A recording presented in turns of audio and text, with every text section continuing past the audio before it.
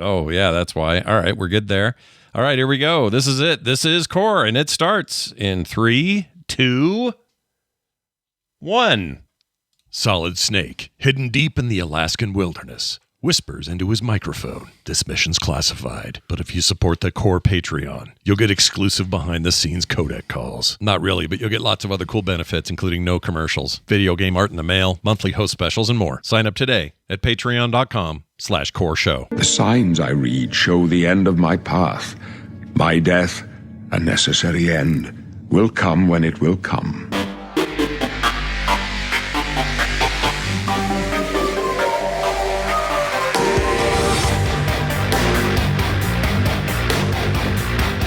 Hello, everybody, and welcome to Core. We're here to talk about video games with me, Scott Johnson, Beau Schwartz, and John Jagger. Hello.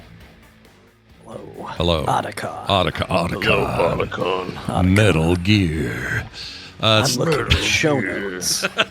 It's nice to see you both. By the way, this is Core, the only video game-related podcast to win the 2025 Mental Calculation World Cup. That is, by the way, a real competition. I didn't make that up. It's a real Is thing. it? Yep. I feel like I'm training for it every time I play Blueprints right now. Oh my gosh. Dartboard puzzle. Are you now at the stage where you're having to write more down and take more screenshots? Is that a thing? You know, I should. Yeah. But I don't. But you don't. I understand. But I won't either when I start playing that game. I've yet to lift my finger on it because reasons. I have reasons. Mostly other video games are in my way right now, but I'm glad one of us is playing that because you'll probably live longer and get dementia way later than the rest of us. So good job.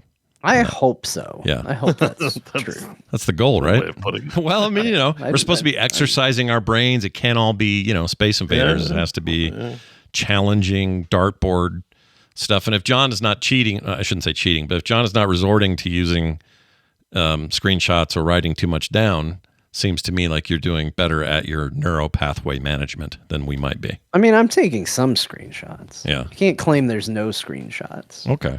I'm just not taking as many as I should. I understand. Truly, I do.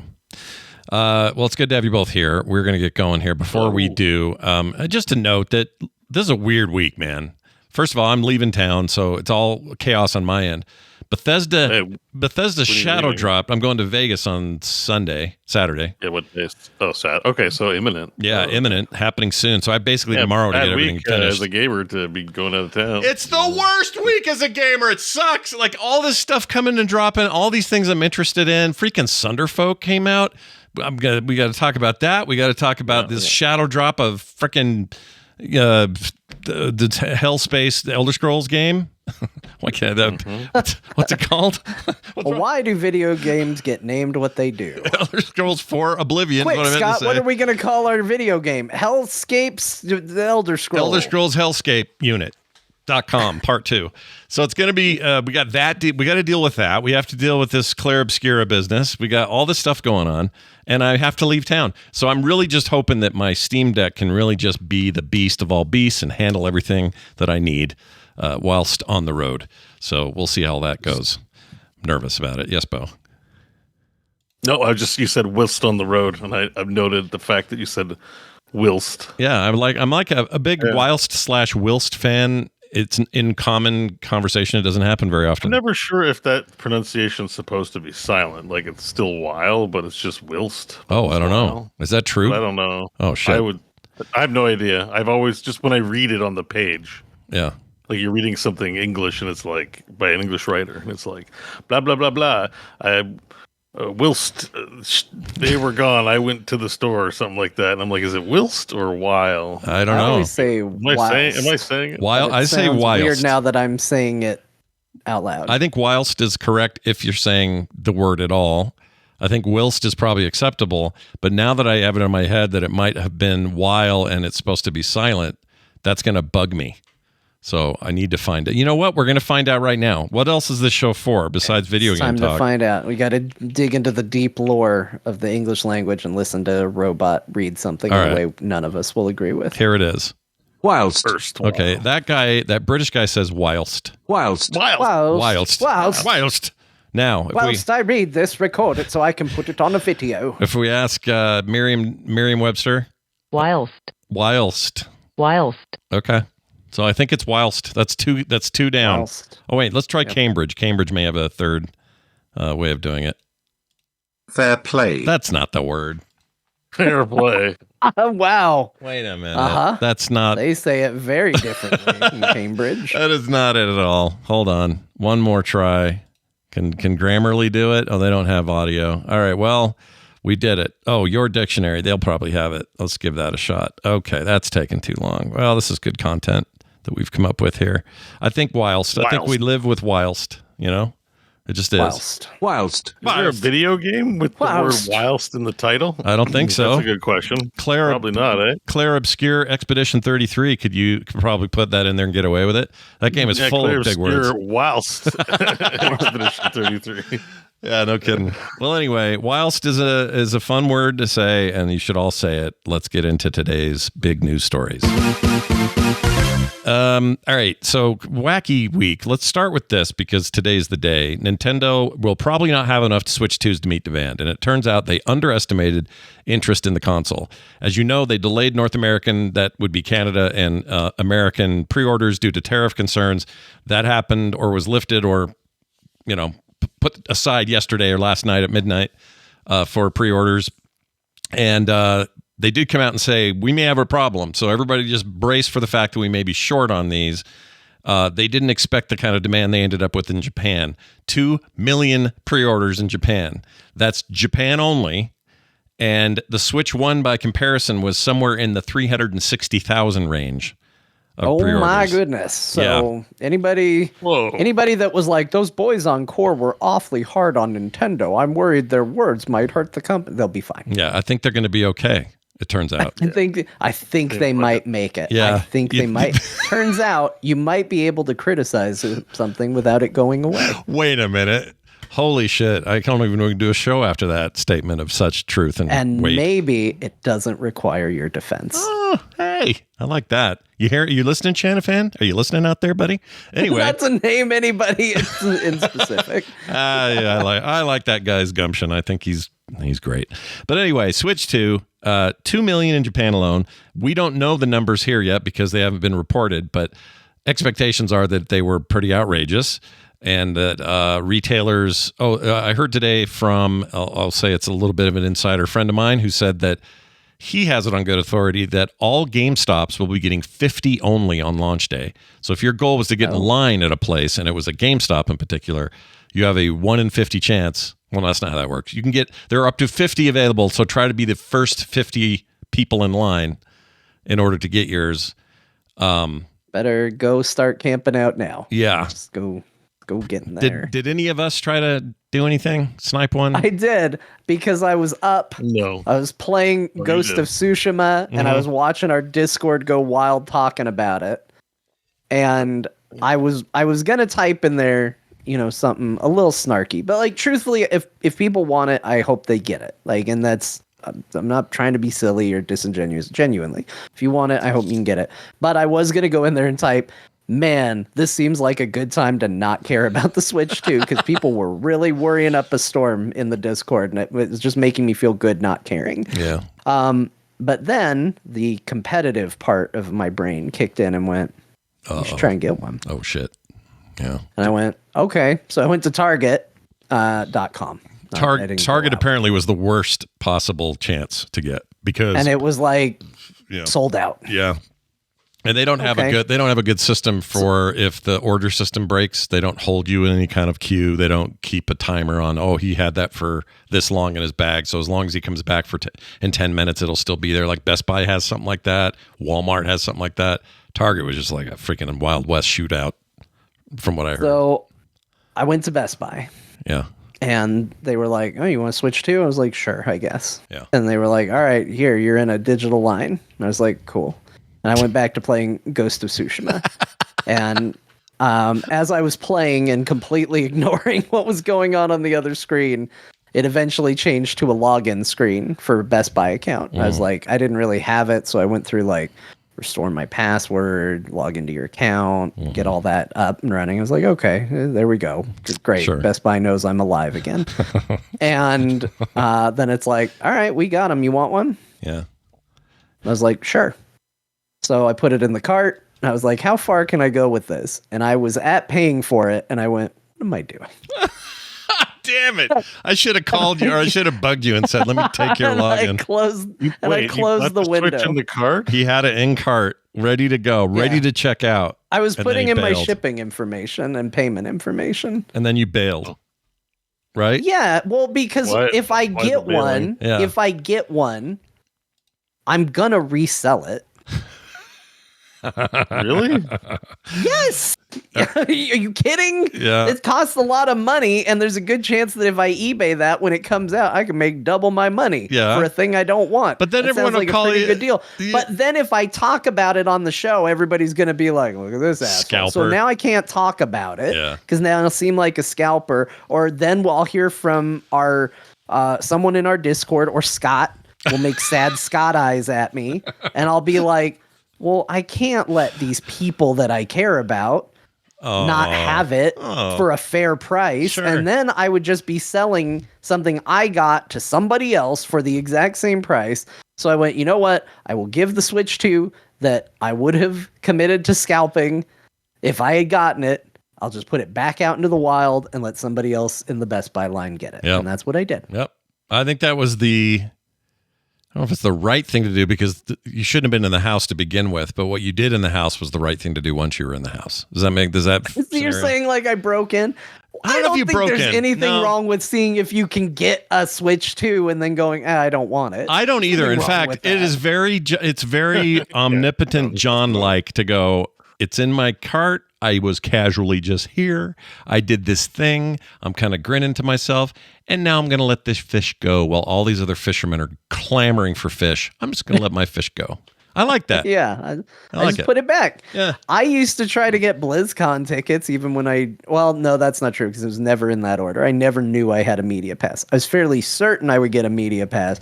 I would still try to get BlizzCon tickets because I liked the challenge of it. Yeah. I like when everybody's like, oh, we're struggling, we're trying to get it. I like being a part of that struggle.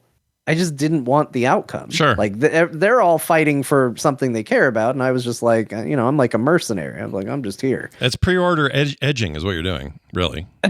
Yeah. So I just let it go. Yeah. And, somebody else got it. Yeah. Beau, were you up at midnight your time, just clicking away, F5, whatever? For Nintendo Switch 2? Hell no.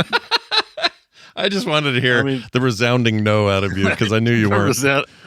Look, it looks like a sweet piece of hardware. I've got enough going on. I don't need another venue of attack for my time, Yeah. So. For me, I just didn't want to be up at midnight, if I'm honest. Well, it wasn't midnight. It was like 10 o'clock our time or something. Oh, was it? I could have done that, Look, I guess. If you're just enthusiastic for the Nintendo product, I get it. And it's not... Don't... let me yuck your yum. But if you're not, there's just no point. There's just like I have a gaming not even backlog. Like I said, I have my own personal Netflix library, or Game Pass. I got the Beau Game Pass library going on. I have absolutely zero need for it, and there's no like killer game that I have to have. Sure. So blinders on. If this was like Seems a new great piece of hardware, Yeah. Congrats to all the Switch owners out there. Probably I'll get one at some point. Might be a year from now. That's cool. My guess is that they're going to be pretty tight this holiday season, if I had to guess, given what Nintendo's saying. They're basically warning everybody, like, yeah, you kind of exceeded what we were planning on. And Nintendo's they're not the first time this with this happened rodeo. during the pandemic too. Like for sure. Yeah. PS5 couldn't get them. Shortages and couldn't get them. And you know what? It was fine. This is different in that there's no electronic shortages and logistics shortages. It's just Nintendo isn't ready for the demand, which is really good for Nintendo. It will iron itself out over time. There will be some pretty gnarly scalping going on early on, and it's going to piss everybody off, including Nintendo. For sure. But for sure. At the end, we'll probably all end up with one. I want one. I just can't. I used to be that guy who would go to Target and sleep in the parking lot in the snow to get a Wii. I did that. I freaking did that for a Wii. Well, and I'm not that console name still this many years later, still biting it in the butt a little bit. A little bit. Just go to the Queen Street Bridge for a quick Wii for $5 a man.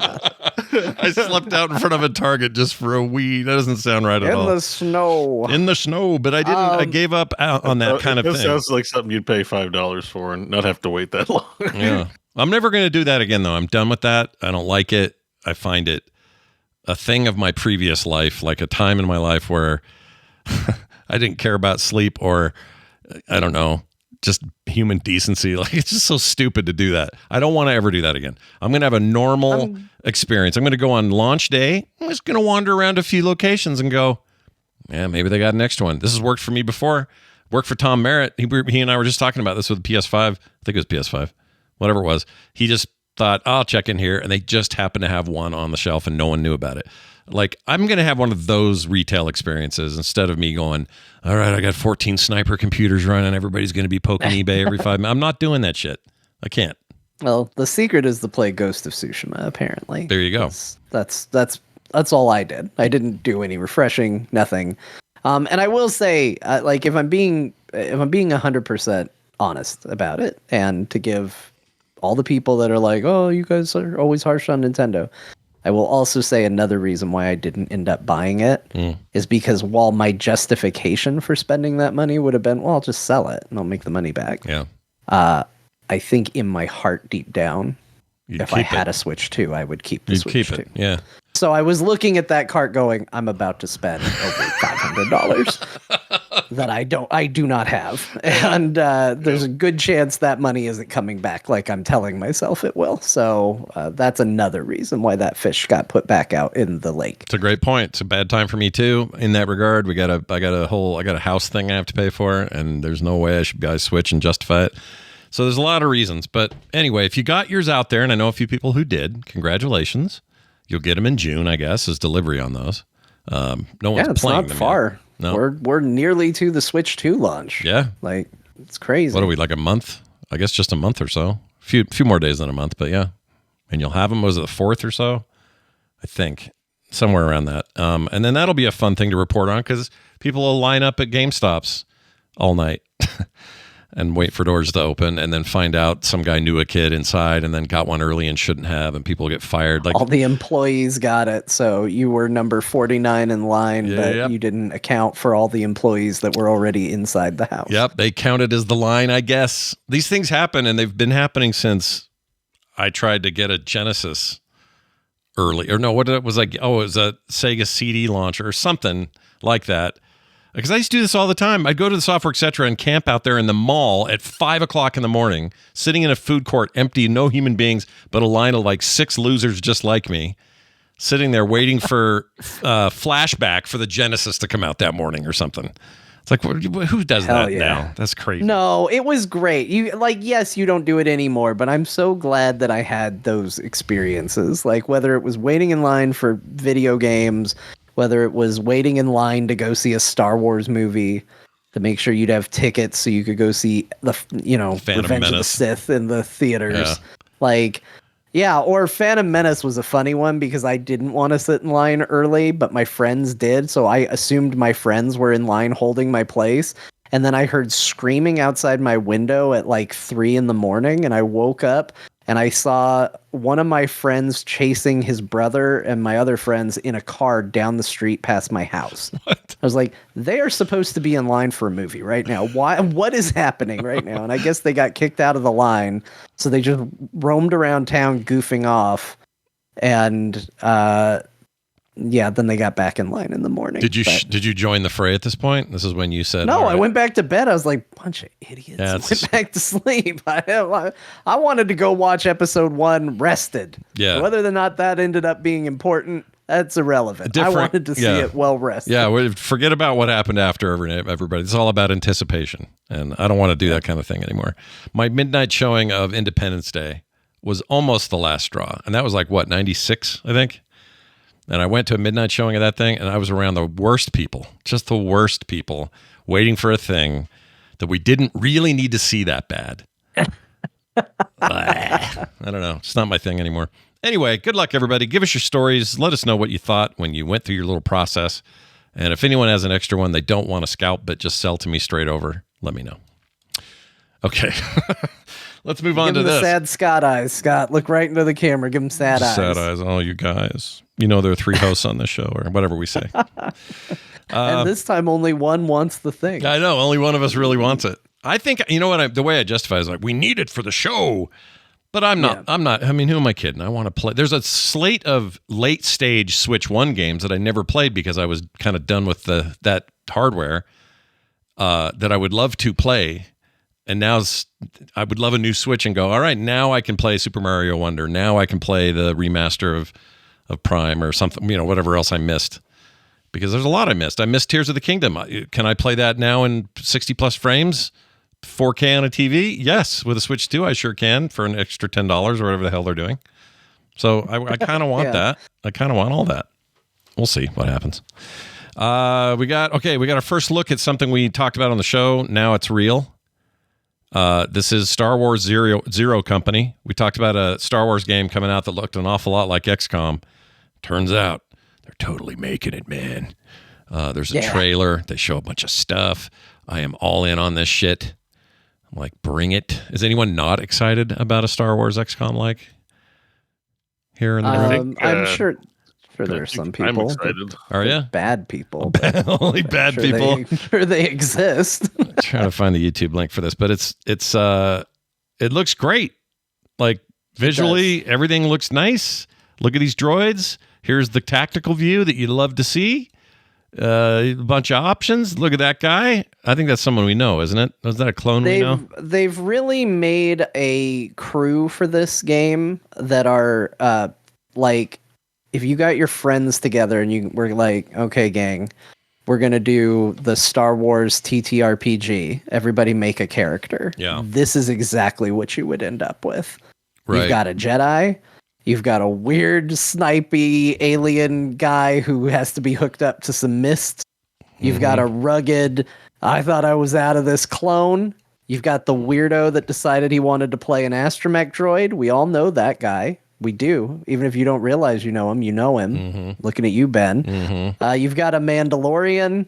And you've got a smuggler. Yep. Like, to me, you have the quintessential, I gathered 6 people and said, everybody roll a character for a TTRPG in the Star Wars universe, and this is what you will get. Did you mention the R unit there? The I don't know what that droid does. Oh, yeah. He might just be support, or maybe he's got full abilities. I don't know. I have no idea. He rolls around and goes, beep, beep, beep, beep, beep. Probably heals you, does a little scan. I can already predict how this is going to go. But okay, so what this begs some questions about customization. Will it be just following these characters through and evolving them and improving them? I don't have a problem with that from a campaign standpoint.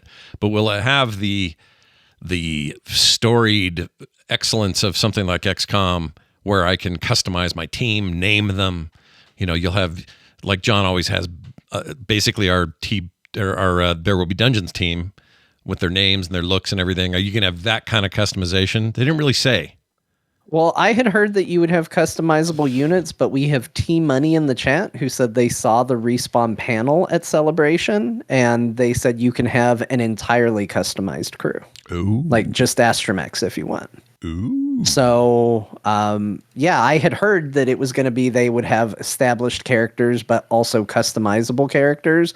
But apparently you can lean in like way into it. Maybe one of them, if that's true. You think one of the dudes is like the smuggler is just always there because you got to have some through line and then you can customize everybody else maybe. I don't know. This is all speculation, obviously, but I mean, those all might be genuine characters because that's what we saw in XCOM 2, right? Because you had like the Star Trek: The Next Generation crew. Mm-hmm.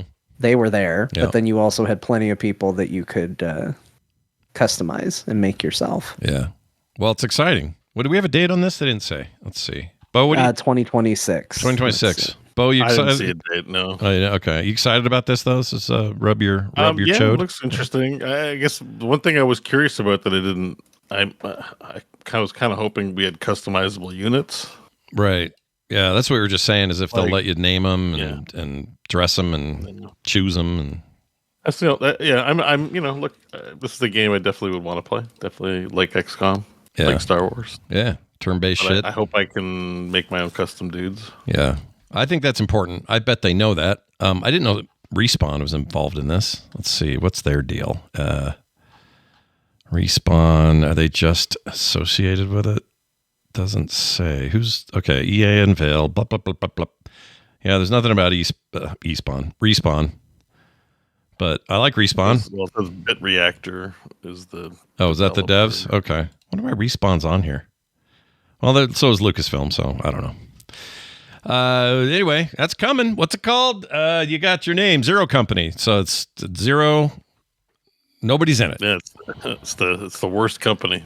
They're rated 0. Yep, rated 0 for company. Fantastic. Also in the news, Sunderfolk is out. Beau, you were looking forward to this, the Dreamhaven deal. Yeah, like it's news, but what isn't like everything came out this week. I know. It feels like everything's all coming out at once. You know what the good news is though, is the reviews are screaming good. People like it. Yeah, I mean, apparently it's quite good. I think also it's a game in a genre, like it's doing some new things, using your phone. Apparently people quite like the phone as a controller. Lets you do things while other people are taking their turn, apparently. And, there's just not a lot of couch co-op. Like, this is like, I think there's probably other ways to play. I'm not sure. I have questions. People have had questions for me. But this is like very couch co-opable. It's like it's kind of its primary driver. Like, let's all get together, play a board game. Well, you often don't say anymore, let's all get together to play a video game unless it's like fighting games, I guess, or maybe you're playing Mario Kart with the family or something like that. I don't know. But this seems like actually get together and play. I just don't know about, is it just as good with just a controller and can we just play online?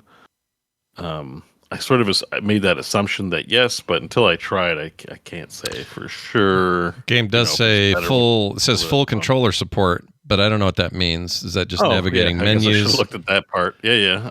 That's a good call there. It might be. It's just it feels it's kind of new. So like feeling it out is like, is it good that way? Or not? Because I feel like this is a tactical turn-based RPG.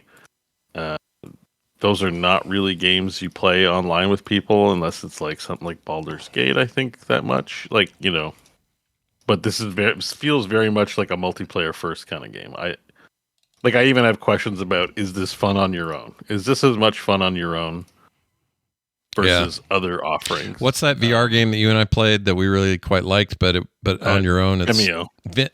Yeah, I wasn't much interested in playing that solo. Yeah, same thing. Or same idea. I wonder. Or well, maybe they have a better. Maybe it's more fun here. I wonder. Like that's the question I have. Where it's just like, is this just worth? Because it is. It's $65 Canadian. Like it's not the full AAA price, but it is on the pricier side. Yeah.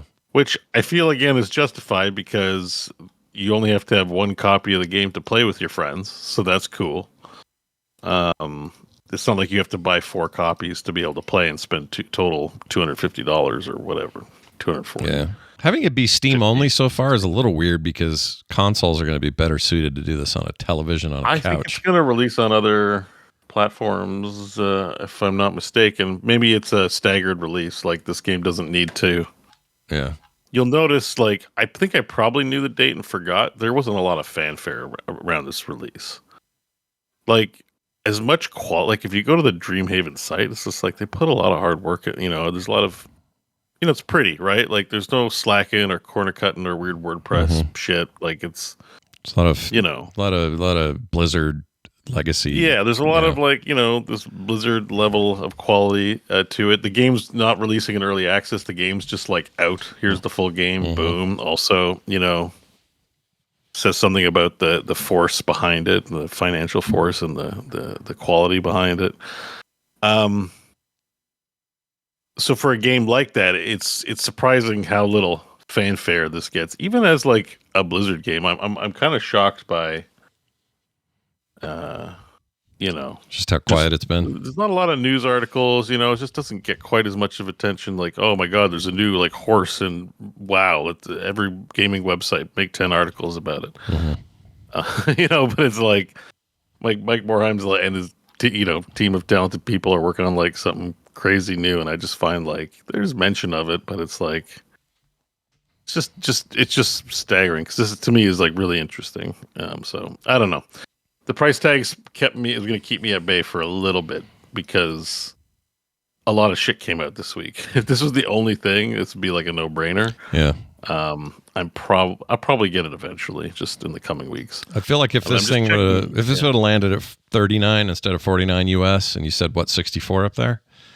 I think this is available on Xbox, PlayStation, and Nintendo. Oh, it's everywhere. Okay, so that's good. If I'm buying this, I actually probably would end up getting a console version just because it's easier for me to just. It's already hooked up. This screams like console. I just don't know how. The other thing is, how does the phone work? Does everyone got to sign in?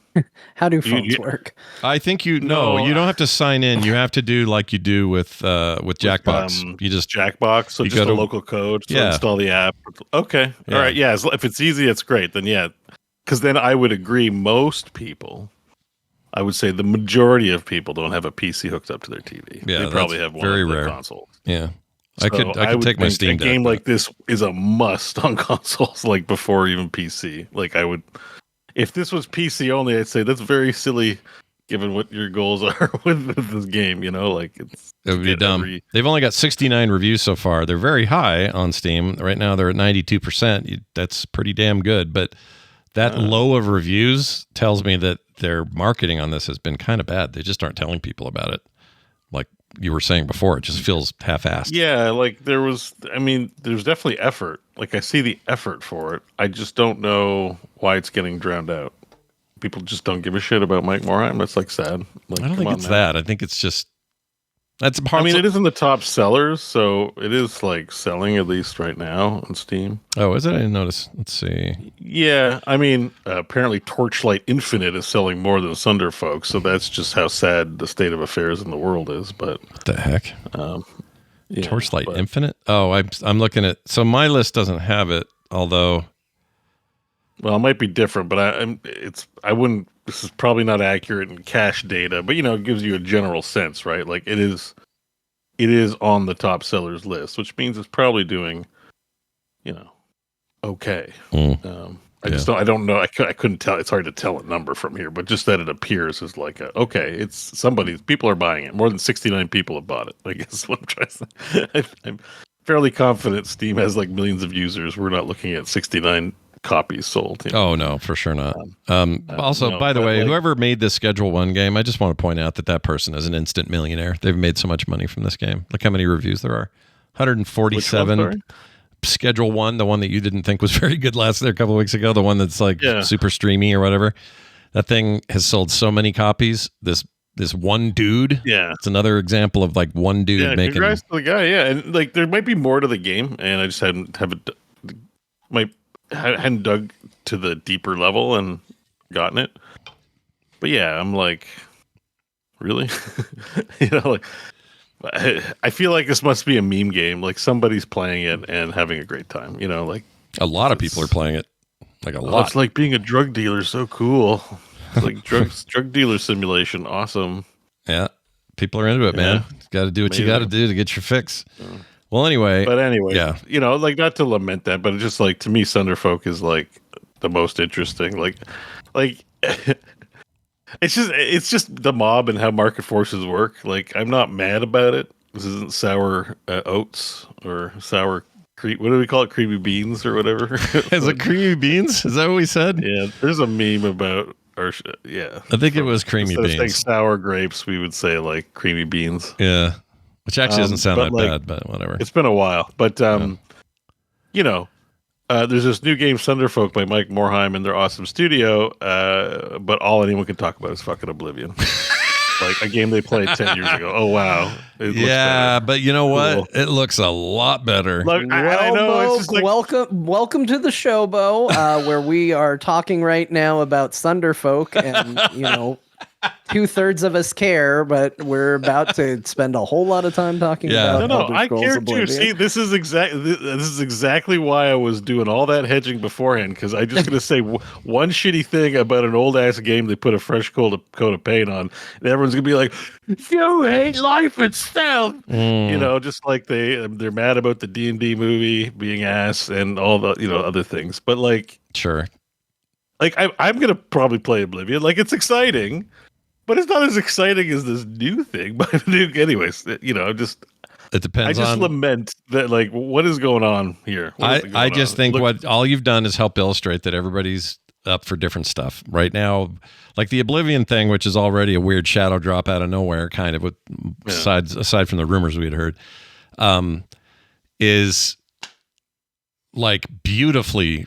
Oh, you're talking about a new coat of paint. I mean, it is really. It's bordering on remake. We're gonna get to that. Yeah, we'll talk about all that. We're about to spend a lot of time on that. Yeah, you gotta be disciplined. I might go to the bathroom. But my point was, I don't want to talk about the game yet. But my point was, that's going to be very appealing to a bunch of people. And Sunderfolk are going to be very appealing to other people. Like we are living in a time where all of these are going to work for somebody. And I think the weedy grapes or whatever the deal is. I'm talking about the context of Sunderfolk, which I understand is like niche on the sales pitch, maybe didn't have the best marketing behind it. But if I'm on the Clair Obscur team, man, am I pissed at Bethesda, right? For like stealing their thunder the day before their big launch, like for a smaller thing. Anyways, dick move. There's some of that going on. There's some talk about that. And they also sent, I don't know if you get, well, you know what? We'll save it all for when we get to the game because they did some nice. Selling that. I'm just saying, I'm just getting that out now. We don't have to make a big fuss about it. That's all right. Like, Beau's got creamy beans about Oblivion. That's all we know. But anyways, I do look forward to picking up Sunderfolk at some point. I think it's going to be pretty good. And you know what? If a game is good in the long run, it will pick up steam and be a thing that's known. So we'll see. There you go. Judge it by the first 24 hours. But yeah, 69 reviews on Steam is nice, but also I have to say nice. It's the internet. If you don't say nice after saying the number 69, you go to jail. Oh yeah, right. We're in internet jail if we don't say it. I'm going to end up in El Salvador. Sure. So we've done it for less. So yeah, don't worry about it. Yeah, all right. Well, that's great. Yeah. And when it comes out, I think I will, it is out. When you get it, I think I will celebrate by getting it at the same time. And then I want to see. Well, don't get it at the same time because you might not have to buy it. That's the one thing we're exploring is you only have to buy one copy. Good point. Yeah. Maybe the fact that we don't have clear-cut answers to how this game works might be part of the reason the game's not doing particularly well. Well, that's a good point. Well, I didn't buy it. Maybe you're right. Maybe you're right. Also, the first place you said it is on consoles already. It was a simul launch.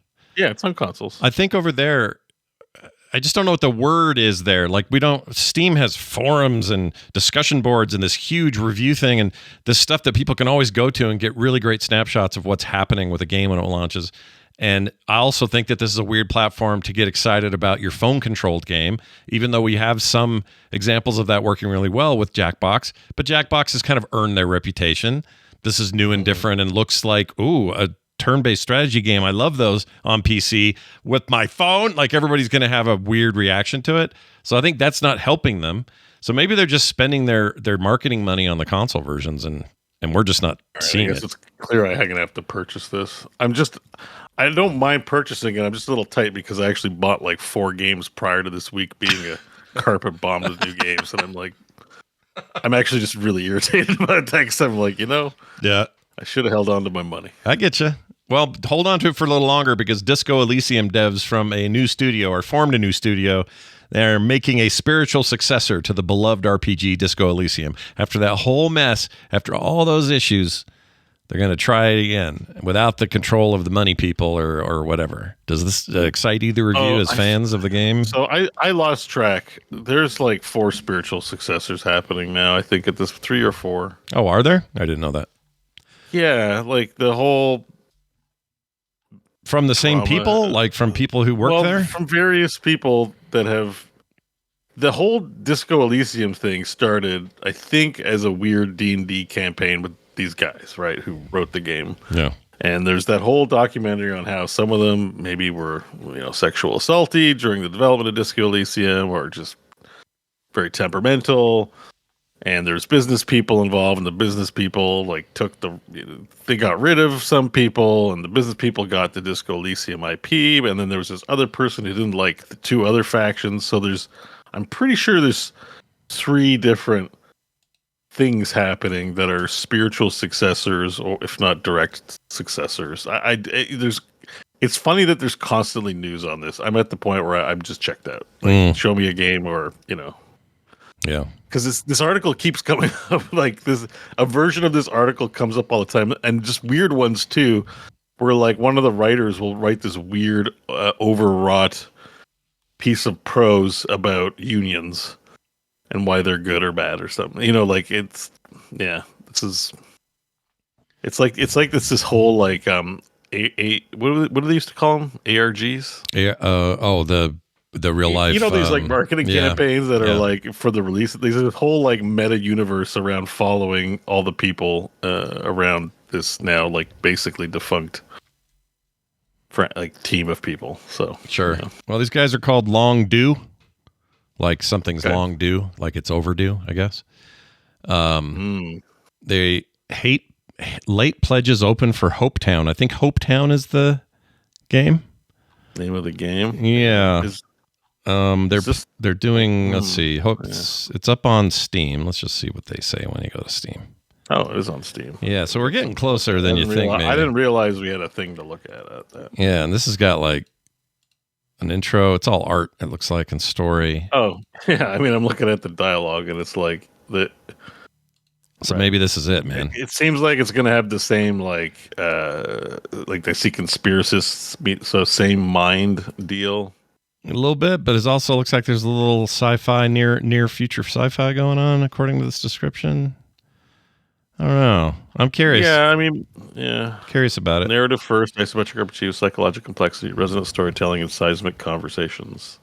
Yeah.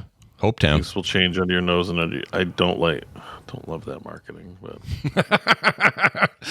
I'm going to find something today that Beau's into. I'm telling you, I swear, John, it's the my goal. marketing on Disco Elysium is not great either. They just hire people to, I'm going to find something today.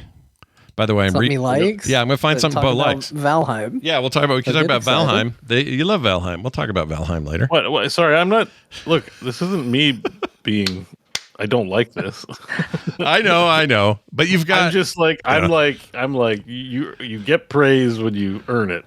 I'm withholding. Sure. That's more that. Yeah, I understand. You'll decide when you've played it, and enough of all these tempting sounding spiritual successors that aren't actually happening. I'm just it's just there's 3 of them happening, and who knows? Maybe they'll be great. Maybe they won't. Yeah. Well, we'll find out soon enough. Hopefully, from these guys. Let's see. When is it to be announced? They didn't say. Planned date release soon to be announced. Wish list today. Well, I mean, if they're raising pledges, I don't know. Who knows how? This might be like vaporware. They literally put together 10 screenshots and go, "Let's get some money." And I mean, that's E3. That was Anthem. That's not a cynical thing to say. No, I know. I know. So I'm, it happens. You're right. But this has an actual page on Steam. This could be it. Yeah, it must mean it's an actual game. Well, it's further along than just, hey, we're maybe getting together working on a thing. I'm just saying, I don't think that the fact that you're probably right, but it's I don't. I mean, look, we'll see when it gets here. We don't know when, and we don't know how. But they're going to do it. All right, that's it for that. I think that's news. We're going to come back in a minute. We barely touched on the shadow drop of Oblivion, but we played it, and that's why. We're saving our comments for that. We also happen to have played 2 other games in today's shared play that kind of splits us all up in different camps on what we played, so that's going to be interesting to talk about. So a whole bunch of that and more coming up after this break. Stay tuned. And we're back, everybody. We're back. We're back. Hey, everybody, we're back. We're going to start the latter portion of the show with a quick game. We like the Dear Marthas a lot. You guys like them too. We had a lot of great feedback on them. John, I think, likes doing them. He'd tell us if he didn't. So yeah. So there's that. But John, tell us what we're in for today. What are we prepping for here? Well, hey, everybody. We're going to do another Dear Martha game show. Today, we're changing the game up, though. It's going to be a little different. Before we were playing Guess the Game, today we're going to play Find the Flaw. Here's the way the game works. I'm going to read you guys a Dear Martha letter that describes a video game. Somewhere in that letter of information is a factual flaw that you absolutely cannot leave uncorrected. As nerds, by law, you have to fix the flaw. Okay. So your job is to catch the one fatal flaw and restore balance to the show by correcting this mistake. If you have ever watched Dropout TV, yes, I am ripping off the concept of actually. Oh, that's why this is familiar. All right, I know what this is. All right. Yes, right. I'm just straight up stealing actually. Totally fine. So that's what we're going to be doing on Dear Martha this week. Excellent. Here's your music. My dearest Martha, I need to tell you about the video game Super Mario Bros. For the Nintendo Entertainment System. I already found it, bros. Sorry, go ahead. I am also writing this letter as if we don't all know about this game already. So I just pretend like it's 1985 or 1986. This sequel to Mario Bros. Was a side-scrolling platform game where you played as either Mario or Luigi to save Princess Peach from King Koopa. One of the darker notes of Mario lore, if you read the instruction manual, is that King Koopa has turned the citizens of the Mushroom Kingdom into inanimate objects like bricks, which could hold some nasty implications for all those blocks you are potentially smashing. In his quest to save the princess, Mario actually makes his way through multiple castles, which led to the often memed expression of, "Thank you, Mario, but our princess is in another castle," a line which was even referenced in the 2023 The Super Mario Bros. Movie. Considering the level of success Mario brought Nintendo, and the notoriety of the character, it's safe to say that regardless of if you played the original at home, in an arcade, or on one of the many subsequent re-releases, Super Mario Bros. Has had a tremendous impact on the world. Yours in this life and the next, one fatal flaw. Okay. So, I will go ahead and paste the letter into the show notes so you guys can see it if you need to review it a little more. Yeah. But can you catch the one fatal flaw? First person to catch it will be dubbed the winner. All right. Go ahead, Beau. Yeah. So just The one fatal flaw Of Super that he said that is not correct about Super Mario Brothers 1. Although my main beef is he said bros the whole time, and is that possible? That's one of the. Is that what you want your answer to be? Do you want to ding it in and say? Hold on. Just say ding. You can have multiple guesses. We can go till somebody gets it. Do you want to submit that as an answer? Yes, Scott? I will submit bros as a top level answer because it should be brothers. BROS period. Is not it? Okay. Shit. That is not it. It is listed as bros in all forms that it is written out. Whether you want to say that period implies brothers, so you should say brothers, that's up to you. But it is always listed as Super Mario Bros. With the period. Yeah, which English says that that's brothers shortened, but I take your meaning, and I think there's a generation that would fight me on this, so I'll concede that. Beau, anything in here sound wrong to you? Princess Peach from King was it King Koopa or was it it's not you gotta say ding or some indication that you're buzzing in and give me a real answer, Scott. You gotta tell me what the factual information is. All right. And Beau too, right? You want the same thing out of him. Yeah. Okay. No. Yeah. I'm reading right now where I'm like I'm in the tank. Okay, I got one. Bing. King Koopa turned citizens of the Mushroom Kingdom into inanimate objects like bricks. I don't think that's true. Okay, what do you think is the truth? The truth is bricks are just bricks. They're just there to hit with your head. There might be shit in them, but they're not Mushroom Kingdom citizens turned into them. That is not correct. Is that true? Is that canon? The instruction manual does say that this does list this in the instruction manual. Yes, it does. Yeah. Oh, I'm screwed then, because that's ridiculous. Okay. I mean, it's not really a sequel to Mario. Ding. Okay. All right, Beau. I'm thinking it's not really a sequel to Mario Bros. Like, there's no. That is incorrect. There is There's no a sequel Mario challenge. Brothers video game, and this is technically a follow-up sequel It's to true. it. It's true. Yeah, Although you you call could it a sequel, argue even though I'm like, how they're It's very just the different same. games, but I think technically that would be correct. So Like one and two is a sequel because it's like the same game, and he's got more kingdom to. sorta. 2 is really weird because it true. was made by someone else, and then they Just co-opted Mario it. Bros was like a weird PvP game. Yeah, But, okay. All right, I loved that original game. I'm not correct. All right, let's see if I have one to ding in on. Okay, you said something about arcade. That happened. Home happened. Oh, wait. Original at home or in an arcade.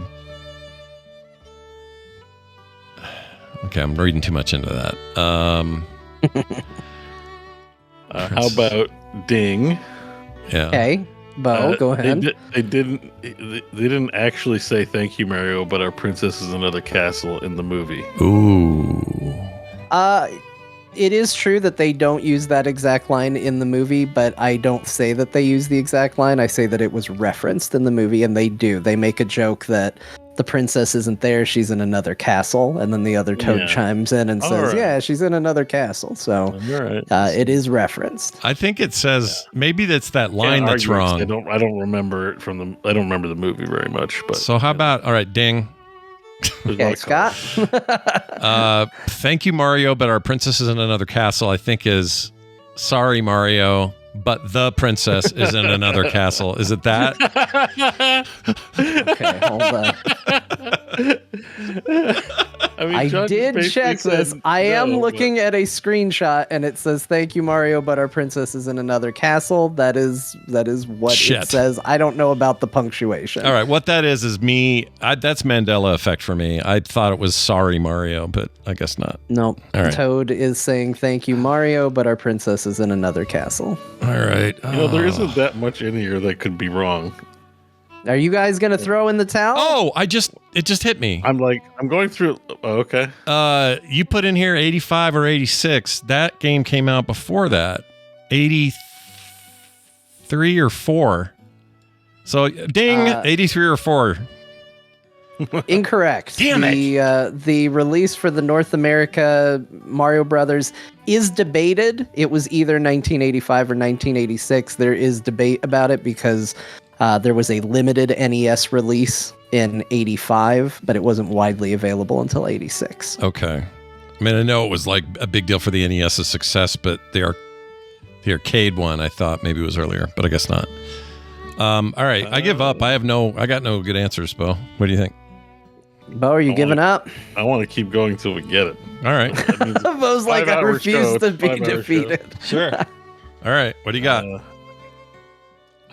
Well, I don't have anything. I'm working on it. I'm not gonna give up, but I don't know. All right. All right. Let me try one more. Okay. Ding. Yes, Scott. Oh, I just got it. Luigi was never in this first one. It said Mario Brothers. He absolutely was. What? If you played multiplayer, player 2 was Luigi. But you couldn't. Did I just forget that game had multiplayer? Yes, you did. Shit. You took turns, so when you died as player 1, then player 2 as Luigi would take over. I am truly out of answers then. I have no idea. Beau, do you have any Also more? writing this. I don't think so. I think I'm tapping. All right. Okay, you're both giving up. Yep. The critical flaw in this is where it says Mario or Luigi to save Princess Peach from King Koopa. She was not known as Princess Peach until Nintendo 64. Up till that point, she was known as Princess Toadstool. Shit. I think I knew this. That sounds right. Why didn't I? John. We're all Chat, embarrassed. some of you got it. I saw some of you get it. Saw a lot of talk about it. All right. Congratulations All to right. the chat then, because man, I was way off. Now that you say it, I'm like, oh yeah, that sounds right. But You know what it is? I always think it's just Daisy in the. Was it a retcon or was it actually Princess Toadstool? It's still her, right? They just call her Peach later. Still the same lady. Yeah. Yeah. So she's still Princess Peach, but they called her Toad. Maybe she changed. Technically, Bowser is also a retcon because he was King Koopa. Oh, right. A while as well. In that game, and you know what? I was looking for that too. I was scanning the text, going, "Did he say Bowser anywhere?" I thought that would do it. Damn, you were close then. Damn it. Just the wrong character. All right. Well done, John. That was a stumper. I like these. These are fun. I feel stupid, but I like it. Well done. Well made. I feel very dumb, but that's all right because now this. Our week in gaming. Let's talk about the stuff we played, and we'll start with the shadow drop, the stealthy drop, the rumored but one wasn't sure drop of the Elder Scrolls 4 Oblivion remaster, the 2006 game made new again. Came out and landed on Game Pass as well as all the other consoles and Steam all the same time, all at the same moment. And wasn't there a way? There's a way on Steam, I think, if you already owned Oblivion from way back, you could pay a lower price to upgrade, I think. Was there? They either automatically did that for me or it did not matter because I feel like I paid full price for this and I already own Oblivion. Yeah, if you paid $49 for it, then you did. You paid full price. Yeah, I did not see any option like that. $49 is the new $39 according to everyone. But yeah, I got it on Game Pass where I fired it up because I figured why not? I already pay for Game Pass, so I'll play it there. And it turns out, in my opinion, if I am to be the first to say it, and we'll obviously everyone will have a chance to talk about this thing. I'm not even that big a fan of Oblivion, the original one. It always kind of looked bad to me and was so janky, and I thought the combat was shit, and I had all kinds of problems with that one. The only thing I liked about it was some of the jank in it is fun and funny, mostly in retrospect, but I like the story a lot. I think it's a great chapter in the Elder Scrolls.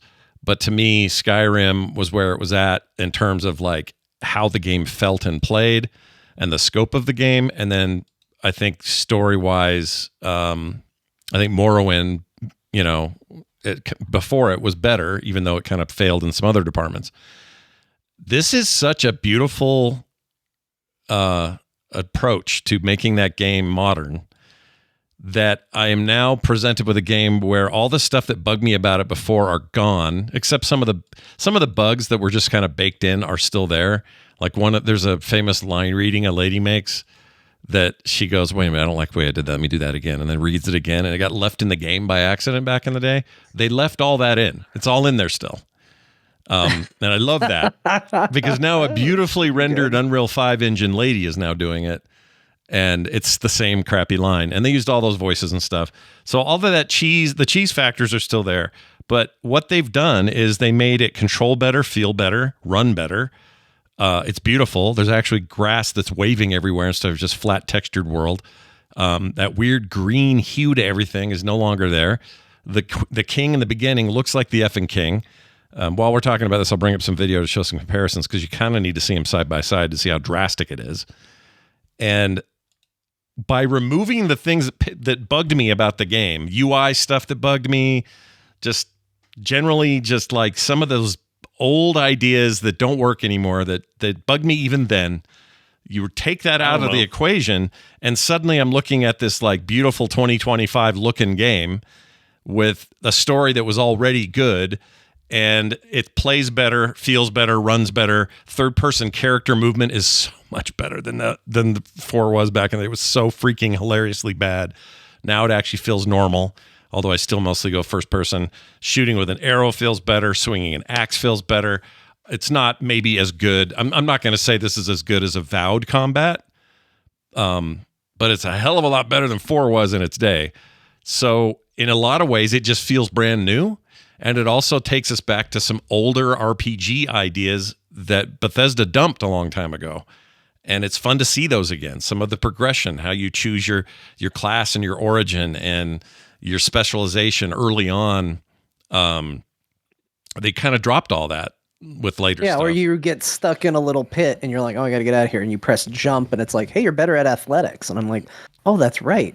I Yeah. gotta run around like an idiot and jump all over the place if I want to get this skill up and be able to jump really high. Yeah. That's a thing they used to do in video games. That's right. And the horse is still shit, I will say. I've got the horse.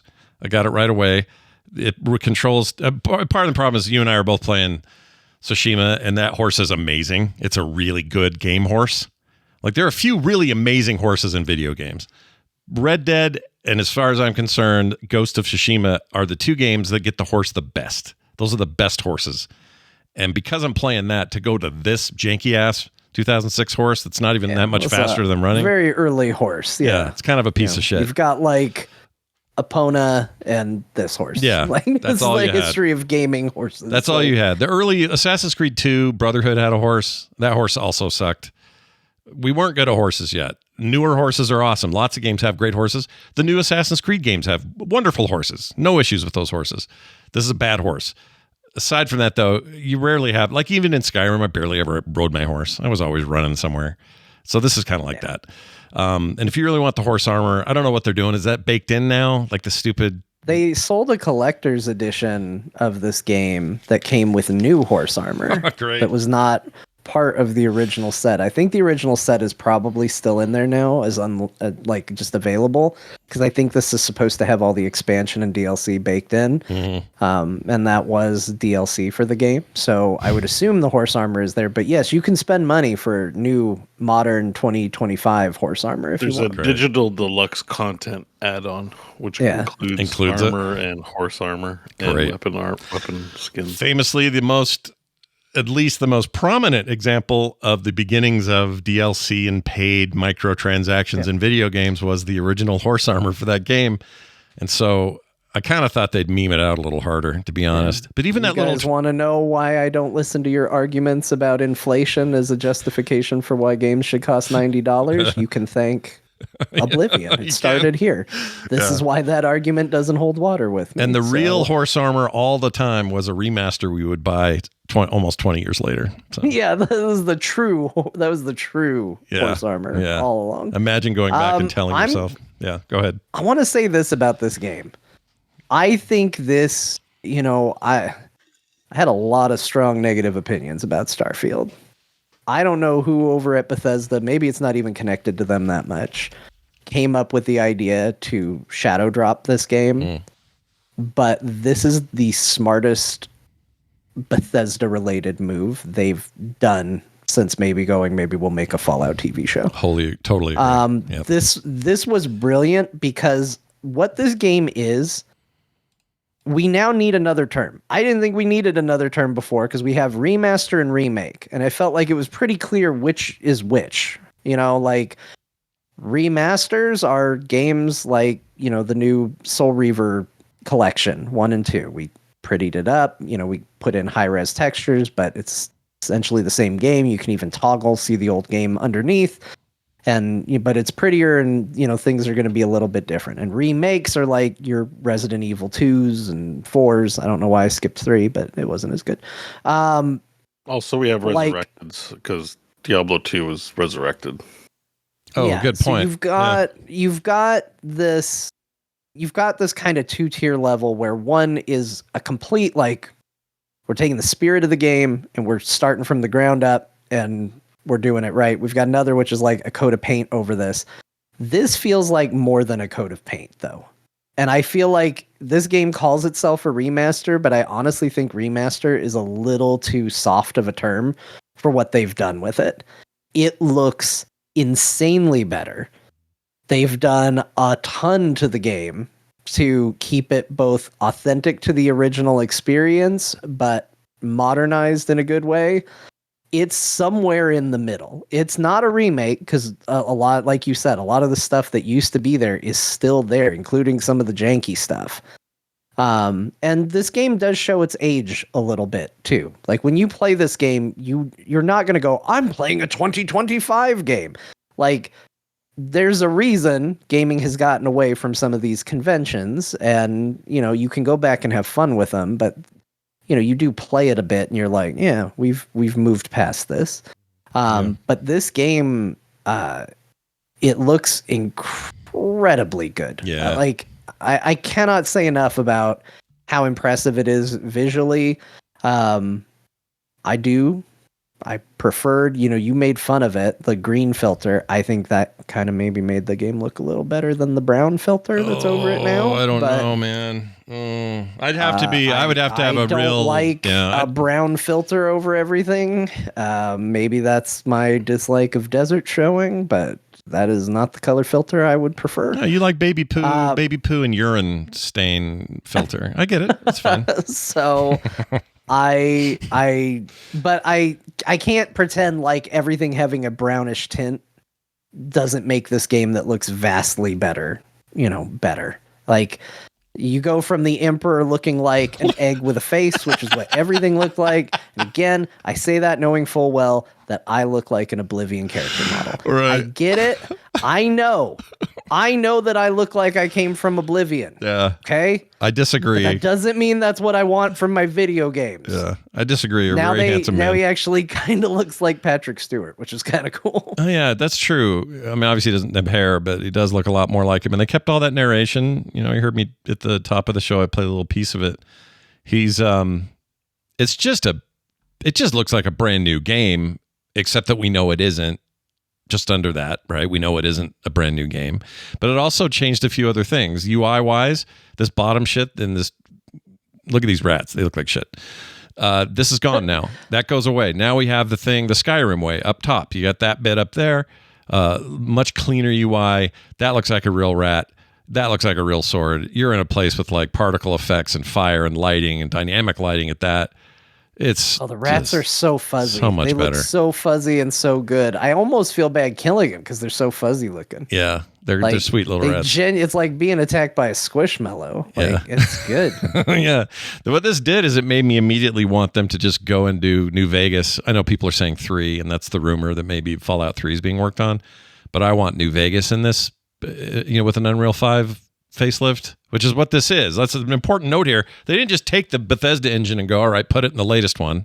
This is an Unreal 5 conversion, which is a crazy thing to do. That's more than just your remaster. This isn't just 4K. Here's some new textures or better textures like we usually expect out of a remaster.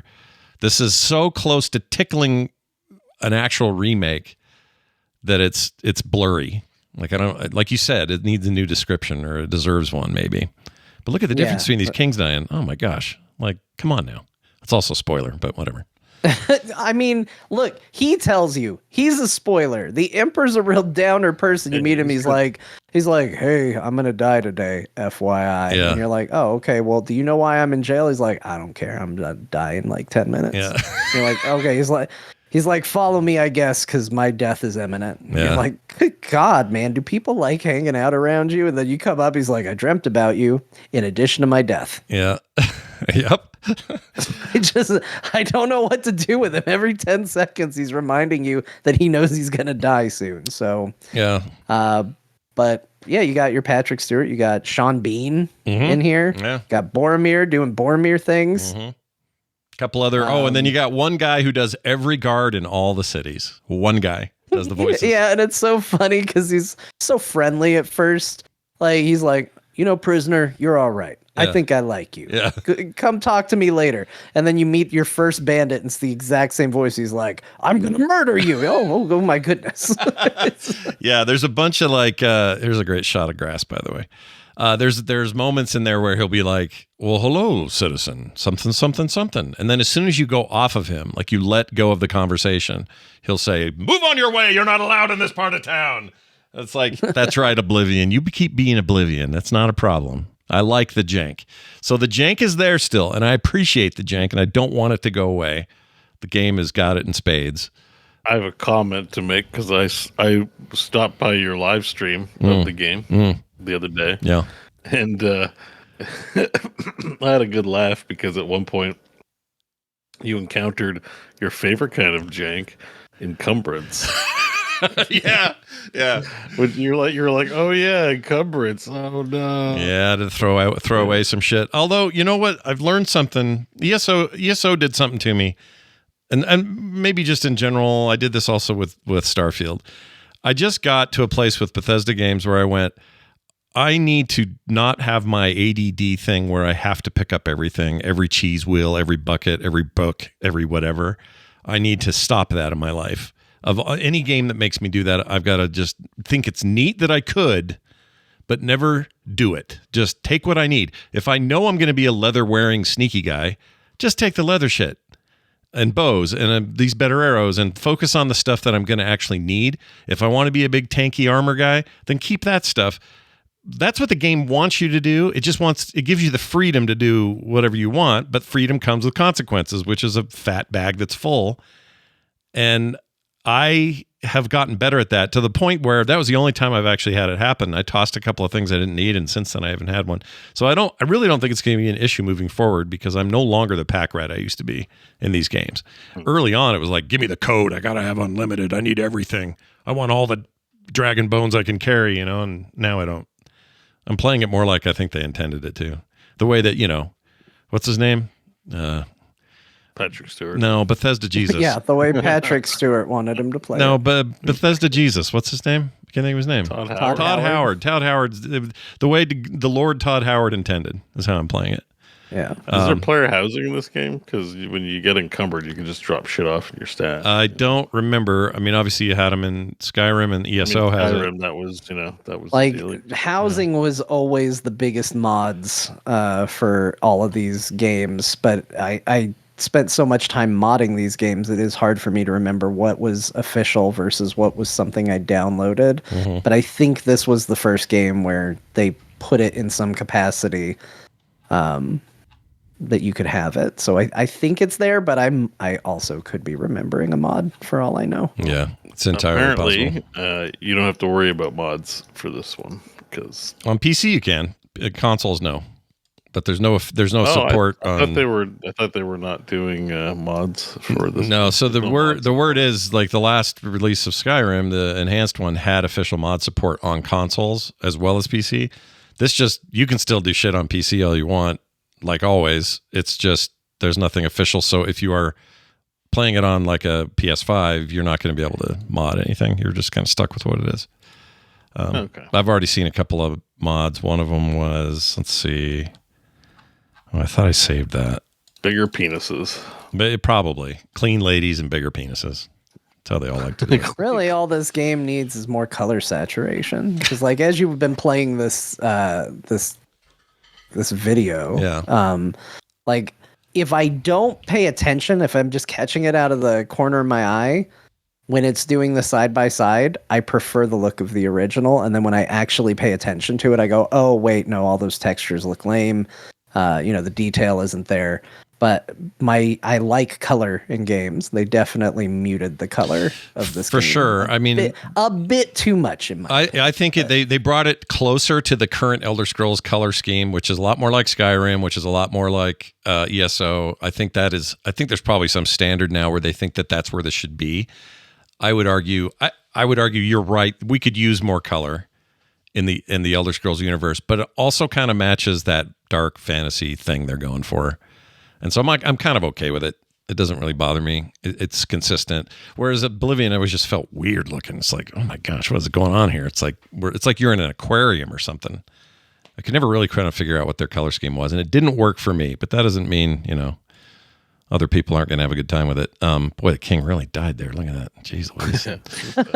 Yeah, I mean, look, these things really. I guess they still behave like they did. Yeah, but look at this lighting, this fire, the fire. I mean, this looks like a new release, and you could have lied to me and said they remastered it, or sorry, they remade it from ground up. Think like Dead Space, because to me, this is, in fact, I'm just going to go ahead and say it. This is Dead Space level changes to the game. Dead Space did basically this exact thing. This is that pretty of an upgrade. Still the same game underneath, still the same pacing, still the whatever, a few little tweaks to fix this and that.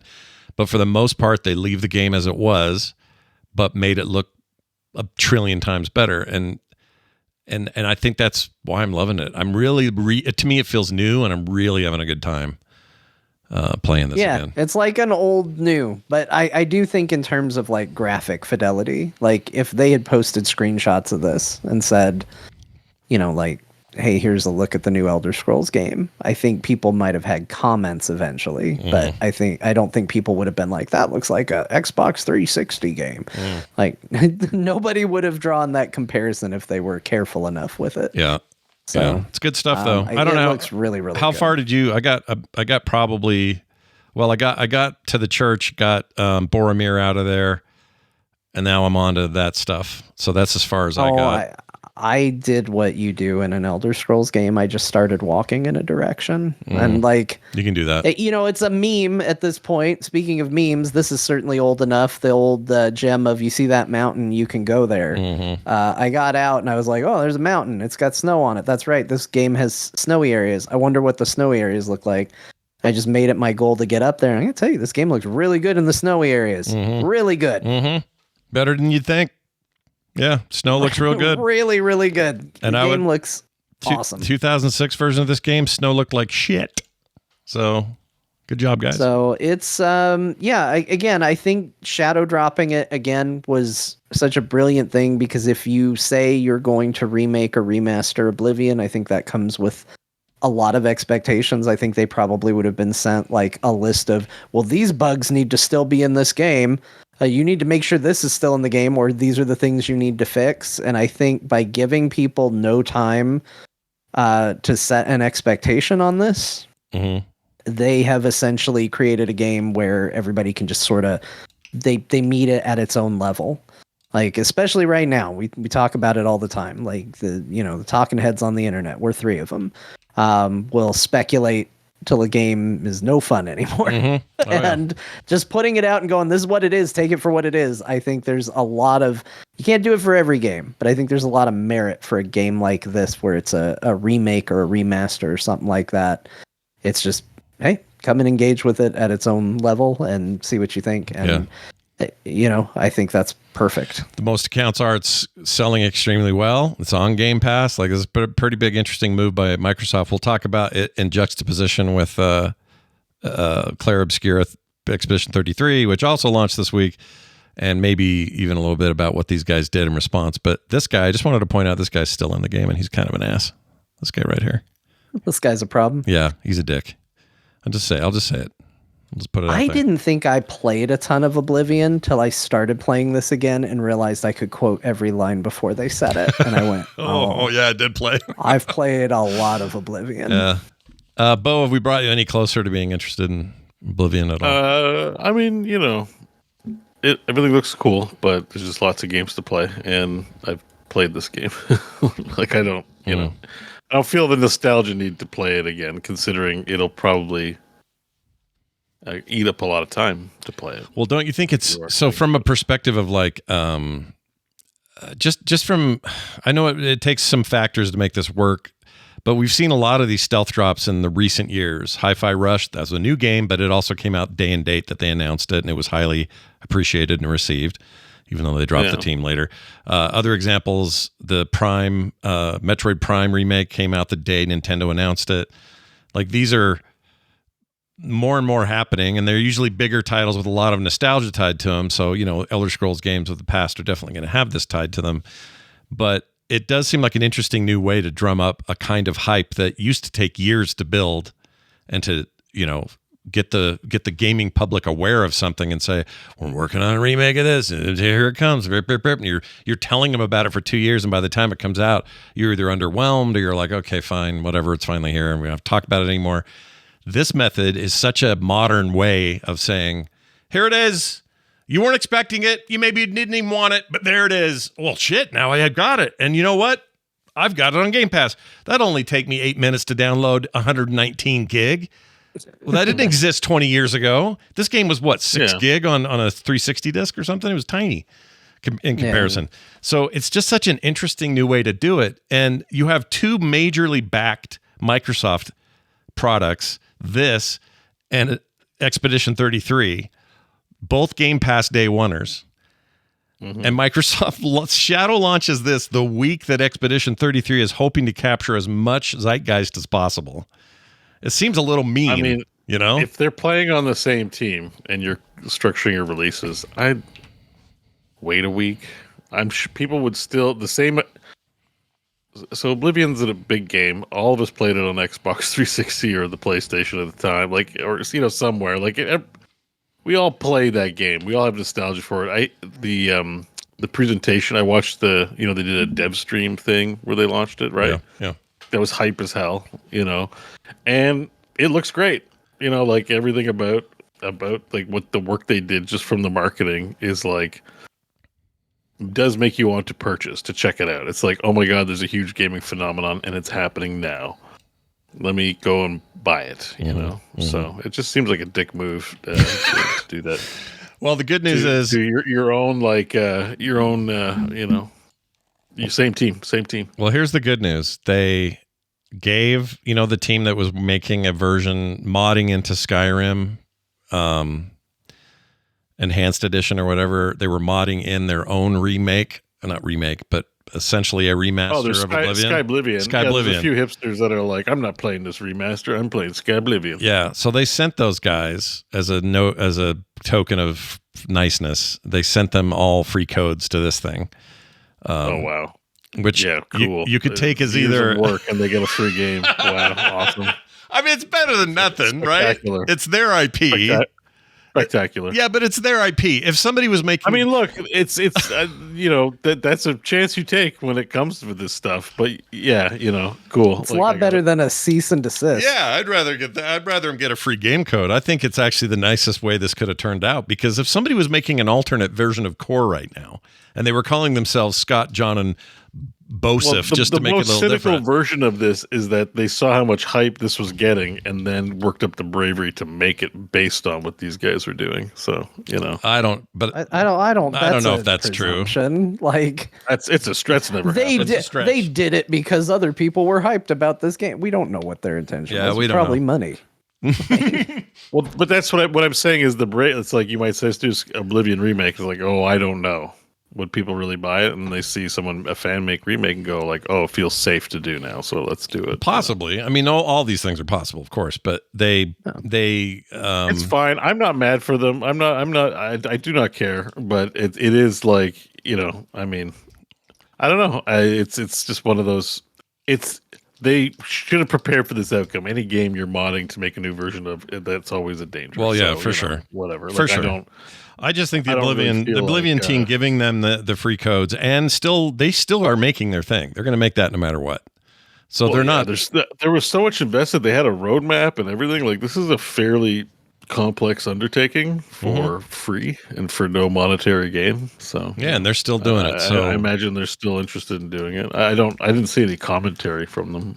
They said that their response was basically like, "Hey, this is a win for the people who are fans of this game. So more, the more the merrier, because Oblivion's a great game. We love it, obviously. And now it's another way for more people to enjoy it." So they were at least outwardly very supportive of it. Yeah, which I think is good. And they also congratulated vocally the Expedition 33 people.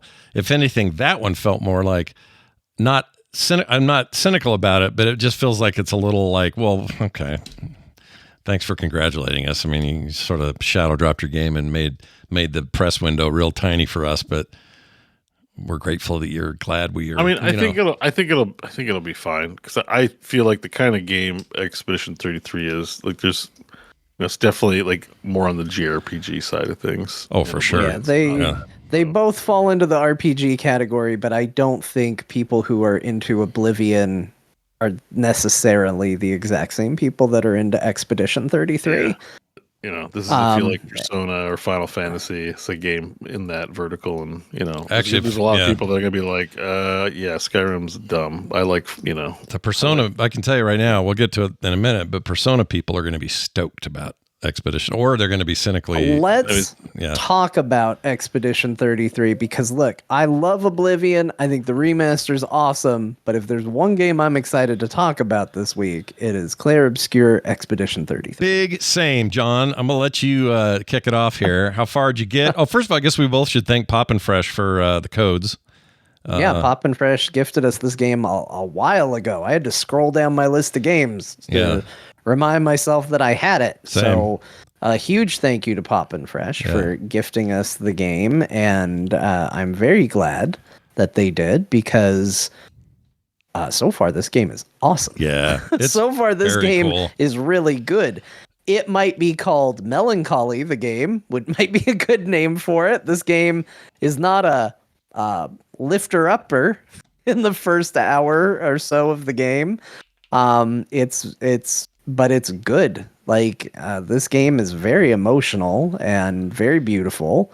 And, like, the story is not pulling punches right out of the gate. And I don't even know how to describe my gawk at this game when it opens. This shot right here that you're seeing, people at home can't see it, but it's basically a weirdly destroyed France, but in a very stylistic way. It almost looks like the whole place is melting upward or something. I can't really figure it out. But the first vision of that is just like, holy shit, what am I looking at? And it from there continues to do what we're all begging for all the time, which is hilarious talking about on a show where we're talking about Oblivion, but give us something new and different. Gamers are always asking for that.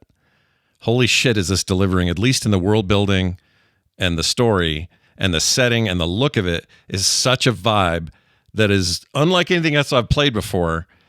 And I don't think it's just because they're French, the guys who are making this. I don't think it's just that perspective. There's just something going on here creatively that is kind of mind-blowing. And the only distraction, you ready for the foot reference, John? Because here it comes. You ready? Okay, yes. I've been curious. Scott teased in the pre-show that this game was making him think about feet or shoes or something. And here's why. Here's why. See this face? I need to know why. See this guy, our main dude? What's his name? Robert Pattinson? He is Robert Pattinson as hell, and Robert Pattinson's face looks like a foot. So that's why I think of him. That's why. Now, that's not actually him, is it? He's not doing this role. Not that I know of, but he should be collecting some money. It's weird how uncannily he looks like Robert Pattinson. It's clear to me that they either based it on him or I wasn't told. I can't find it in the credits on IMDb, so I don't think so. But no, I don't. I think it just looks close to him. He's shadow act. I don't know if that's the thing, but he looks just like him. Okay. Aside from that, that's not a problem for me because I actually like Pattinson, especially these days. He's really good. You're probably going to play this game. He absolutely should. This game is so freaking cool from the second I started it that I didn't want to stop before the show today. I was like, I'm going to keep going. Screw core. Let's just go. Let's just keep doing this. Yeah. It was rough to pull myself away, and we're at almost the exact same spot because we talked about it before the show. We made it basically just this far. We had a fight in an awful cave. And that's about where we made it to, just getting out of the other side of that cave. I just wanted to keep going because this game is so intriguing. Like, the basic premise of the game is that it is a world. There's a big like monolith thing they call the Painter. And basically there's a number 34 up there. And when the day comes that the Painter awakens, the idea is that she wipes out the number 34, puts up a number 33, and anyone who is 34 years or presumably older, although that wouldn't exist by the laws of the thing, but if you're 34, you're dead. Yep. You get Thanos. You get Rose Thanos. Yep. And you're done. Yep. And now you got a year, and then we're gonna do it to all the 33-year-olds out there. Is the next one? It is just, and they've been doing it since the first number was 100. 100 years, yep. And this has been going on. So, and then in addition to that, secondary to that, they're doing these things called expeditions, which are expeditions to go basically stop her. So again, if we're going to use the Thanos metaphor, pretend you got Thanos out there. He wakes up, snaps his fingers, kills everybody of a certain age, and goes back to sleep. Then they send an expedition out to kill him every year. And every single one of those expeditions, nobody's ever come back from. And you start the game with someone who's 34 years old, and you start the game with someone who's part of Expedition 33, and the game just gets going. And you kind of know the stakes right from the get-go, and it ain't a bunch of laughs. I think maybe the only laugh I had in this video game in the first little bit was just how fast your little friend runs at the beginning. She's like talking to you, and she's like, come on, let's go. And then just boom, she flies off at like 700 miles per hour. Yeah, the thing about her and that whole moment of her speed increase, I was immediately reminded of the Persona games for whatever reason. And maybe I'm wrong about this, but I think there's clear inspiration on the RPG side of this and the combat side. Definitely influenced by not Aldous, who makes Atlas. Atlas, yeah. The Atlas games of all stripes, especially the Persona games, especially last year's John's Game of the Year, my Game of the Year. I forgot the name of the damn thing. Metaphor Fantasio, yeah. Very much like that combat the combat here is insane. Like beautiful and wild and all of that, but it's definitely like that kind of big UI and interact with the UI while the fight's going on and stuff like that. They've got their own touches in there and stuff, but very much this feels like one of those games. So I think that fan base is going to be stoked about how this plays. Or they'll be cynical about how it plays and they'll be bummed that it's a lot like what they're used to playing and they won't feel like it's original. But I think it's really cool and compelling. And just to speak to John real quick, like see this exchange with the rose? He's giving her this rose because she's one of the 33-year-olds. And he loves her. 34-year-old. 34, sorry. This is 34. And he loves her. She loves him. It's told in a very short, little, sweet little story. The music, by the way, sweeping and insane. So good. And by the time these two have their conversation, I'm like, well, shit. This game is going to drag me through the mud. Like, what are we going to do here? And it really works. It's really meaningful and stuff in a very short amount of time. I think that's maybe where the backbone of this is going to be is really, really strong storytelling, really great acting. So far, no one's phoning it in. Excellent acting, pacing. No, you got Charlie Cox, Daredevil, as your main guy. Yeah. Doing work. You've got the voice you fell in love with from Baldur's Gate 3, Jennifer English is Mael. I recognized it immediately, and I felt a little guilty because I thought she's too young for me. Yeah, she's a teenager in this. Yeah, I don't like that. You gotta control yourself. You're not allowed to like it. Right. It just feels a little off because I hear her talk and I go, oh, yeah, there she is. And then I went, oh, she's like 16. And she's her brother or sister or whatever. Not that she's like hot She's or her anything. brother. Yeah, I don't know why I said it that way, but there's family in this. But yeah, like they're that adds an aspect to this, the family part of it, that's super intense. And like right now, it's not a spoiler because it's very early, but I don't know what the fate of my sister is. Like it's kind of a mess after that initial thing. Also, the guy with it down to the second. Like if you were 33, but almost to the full year 34, minus like 5 seconds. Like I think so because she says while they're walking through the square, because they kind of have like a final day celebration in the square, right? And if you're wearing flowers, that means it's your time to go, kind of. But anyway, she says at some point, one of her dialogue lines is, well, this is what it's like to be 33, and it's been a great 33 years. And she's like raving about her years. And when the 33 gets erased, that's it. All the 33-year-olds.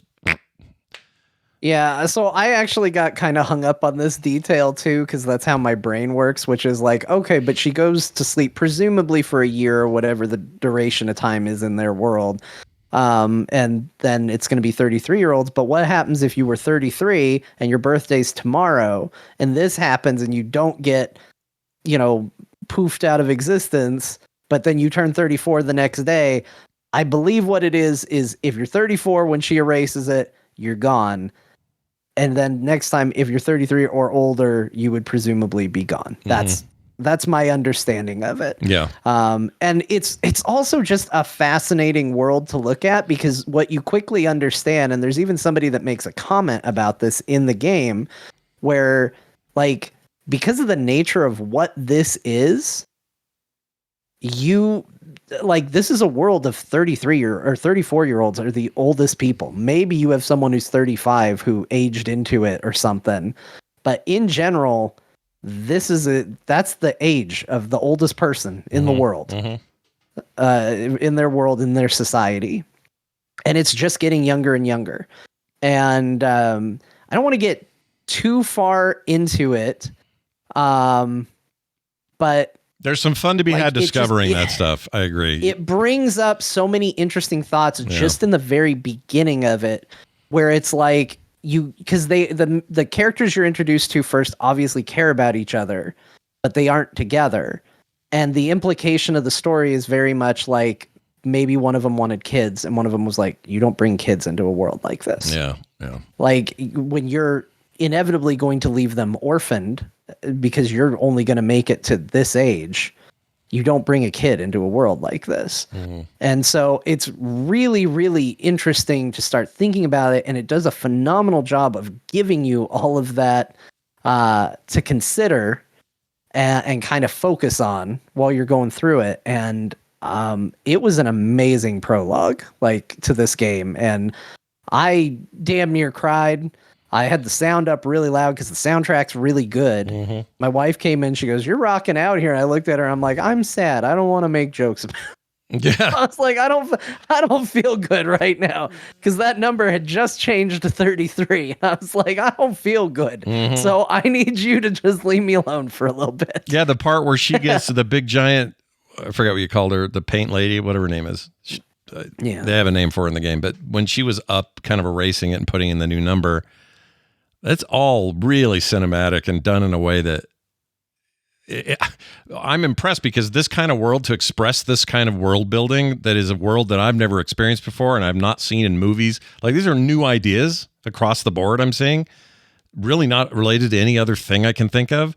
That's hard to do and be affecting at the same time, because you run the risk of being distracting. It's like, well, this world's crazy. And then someone's trying to be all maudlin over here. And I'm like, shut up for a minute. I'm trying to look at this weird world you're in. But it somehow manages to do it. And it's just in the prologue, the freaking prologue. Yeah, and it gives you... It's really good. It gives you a lot of things to think about too. Like, you know, like obviously some terrible things have happened and you've got people, you know, like partying and drinking and stuff like that. And you think like, man, how can people be so casual about this? But then you put it in the perspective and you're like, they've been through this like 67 times already. Yeah. You know, like this has happened a lot. Yep. And these are people that have experienced it a lot. So like this thing that for us would be like the most devastating thing we could possibly imagine, you know, it's still sad, but you see other people and how they're handling it almost like, what are you going to do? You know, this has happened for the past 67 years. What are you going to do about it? Is this, you mentioned there was some French architecture, like, is this on Earth? It's all Paris. So it's Paris. It's like alternate reality Paris, I guess, basically. It's like, what's America up to? Like, haven't they fired nukes at the Paintress the other day? Well, Is it the answer that question? I'm like, shit, I didn't do any of this stuff they're showing here, by the way. I didn't do this. Oh, you didn't do this? I didn't know the painting guy had it. I didn't know he had dialogue to do. I ran past him. I feel like an idiot. He had a blank canvas. Oh, man. You missed some stuff. Yeah, you didn't get a nice painting of you and your lady. I'm annoyed by that. Yeah, you're not going to be getting that back. Nope. Not going to get a second shot of that one, Scott. There's a few things. I talked to everybody. I thought I did. You know, the end part, before you actually embark, you can go talk to everyone in that cafe space before the dock. I did that. I was like meticulous, like everybody, and who sells what for tokens, and all every little story, little kids. Yeah, that's too late at that point. If you're looking at tokens, you're too late. I know. Way before that. I know, and I'm annoyed that I somehow missed that because I've been meticulous otherwise. But anyway, I do want to give a little bit of a shout out. We got Dave Jones in the chat, friend of the show. Sometimes Druid, sometimes Bear. Oh, hey, Dave. Always lovely. Who says the guy who voices Monaco is such a phenomenal guy too, funny as hell, and a wonderful bloke. Which makes me think that maybe Dave Jones might be in this game. Dave is in here. And so there are a lot of Baldur's Gate 3 actors in here, and it's just very good to hear them. Again. Well, everybody who's a voice who's acting in this game has been extremely excited about this game, which makes me excited about it. Andy Serkis is in this game, as well as Ben Starr, which I know you're a big Final Fantasy 16 head. What, John? Oh my gosh, dude, you're telling? Okay, so I'll bet you he's doing not Ben Starr, but sorry, it got me so excited I lost his name. Gollum there. Andy Serkis. Jeez, Scott. Yeah, the guy just talking about. he's probably doing a lot of the creature stuff because I've seen some boss fights in this thing and some previews that look like really cool mocap. He's a Oh, dude. he says he's not in it. He does know he does know somebody who's in it. Okay. Andy Serkis is a dude because there was a trailer that showed the cast, and that's how I know. I'm talking about Dave. Oh, you're talking about Dave. I know. Serkis Yeah, isn't here. I'm talking about Andy. Oh, Dave, who are you in this? He's not. Nope, he's not. We're having like 4 conversations at the same time. Oh. Dave is not in this, but it is a fan of Rich Keeble. I think that's how you say his name. Yeah. And is a big fan of theirs. And Dave is not in this game. That's a Andy shame. Serkis is. Yeah. Rich Keeble is in this game. Got it. Ben Starr also in this game. So you're saying there is a druid. somewhere? There's a druid bear. That's what you're saying. That's what I've heard just I'm now. saying there's in Baldur's Gate 3. Yes, there's a druid bear. Okay. No, I think I get it now. I think we all have it all figured out. But that's it's too bad, but also great that all these wonderful actors are in this because it deserves praise. It is so far. I mean, we have to say so far a lot because you and I are in the same place. We're not that far. We're in Act 1 now, just starting it. Some gnarly stuff went down. I am all in on this shit, and it doesn't work on a Steam Deck, I think, and so I can't take it to Vegas with me, and I'm pissed. That's a bummer. I know. I won't be able to play it till I get home. Well, I'll play some tonight, but anyway. Also, Robert Pattinson not credited, but I think might be in this. I swear he looks like him. This game, it looks so much like him. It's dead on. I can't unsee it. No, It looks, I need to unlock some of the other hairstyles and beard styles, and then maybe I can wipe it out of my memory or whatever. But right now, right here, I may as well be the lighthouse. It's him up there going, "Arr, ye should have come last year, ye should have," or whatever they talk like in that movie. you put a little black makeup around his eyes, and I just expect him to start punching people repeatedly in the face. Yeah, like the Batman. Like the Batman. Yeah, does. the Batman. Yeah. Anyway, that game is great so far. I think we agree, and more to come on Clair Obscur Expedition 33. And you know what is cool about it? The name's been bugging me since they announced the damn thing. I don't like the name, or I didn't like the name. It was just too wordy, and it's not great marketing, and I just thought it was kind of a poor choice for a name, not knowing much about the game or the story or any of that.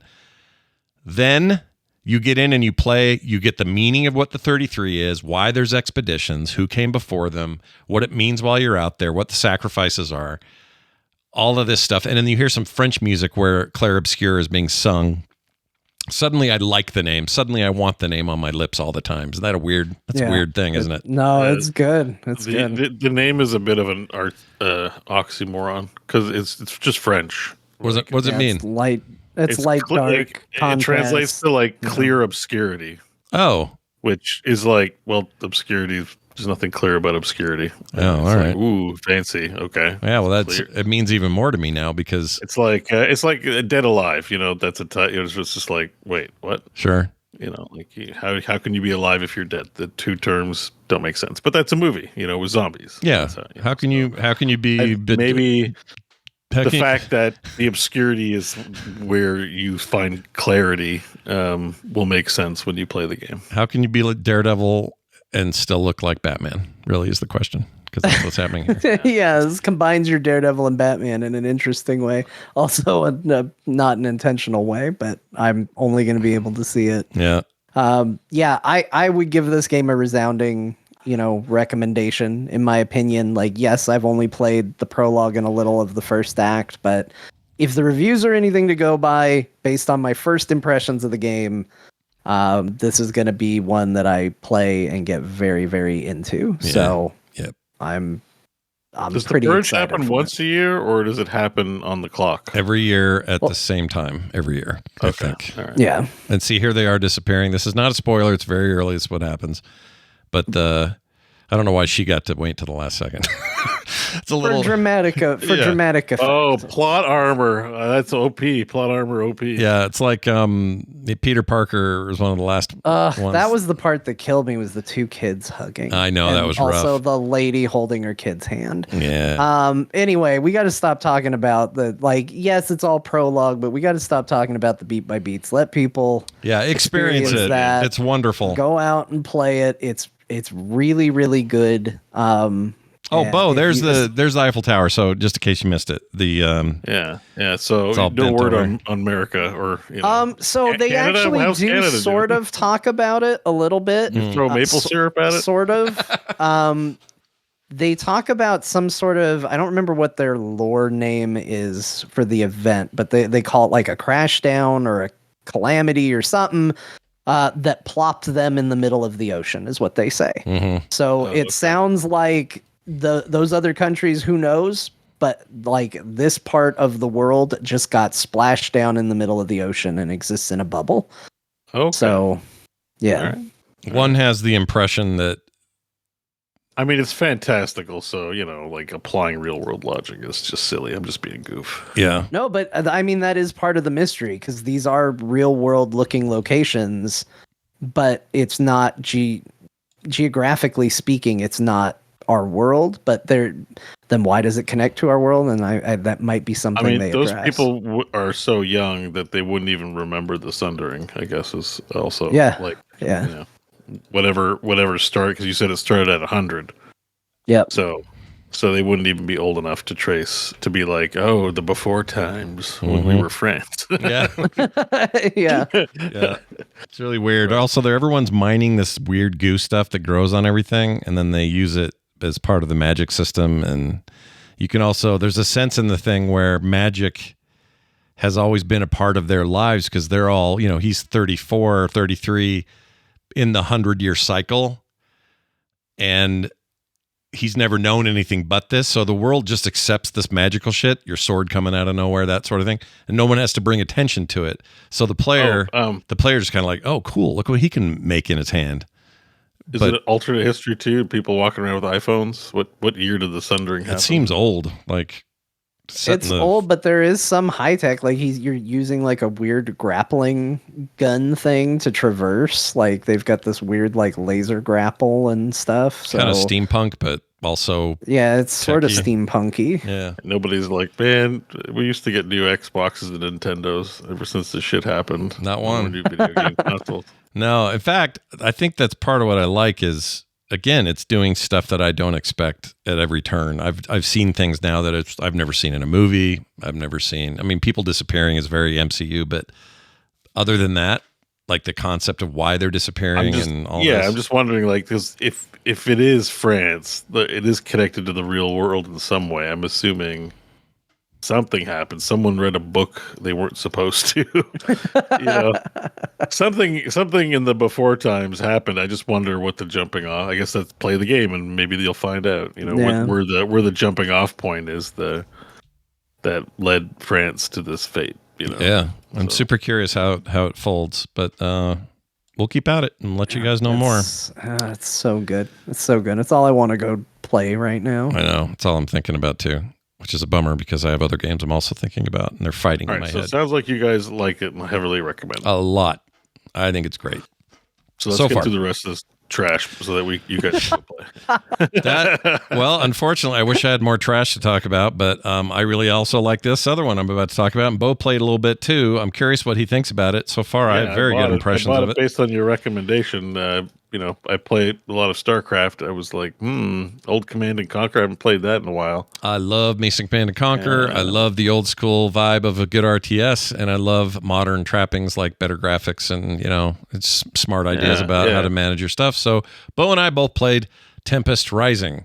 Tempest Rising is freaking awesome, I think. You talked about it last week, so I think we covered like the. Did we? I don't remember playing it last week. Did we?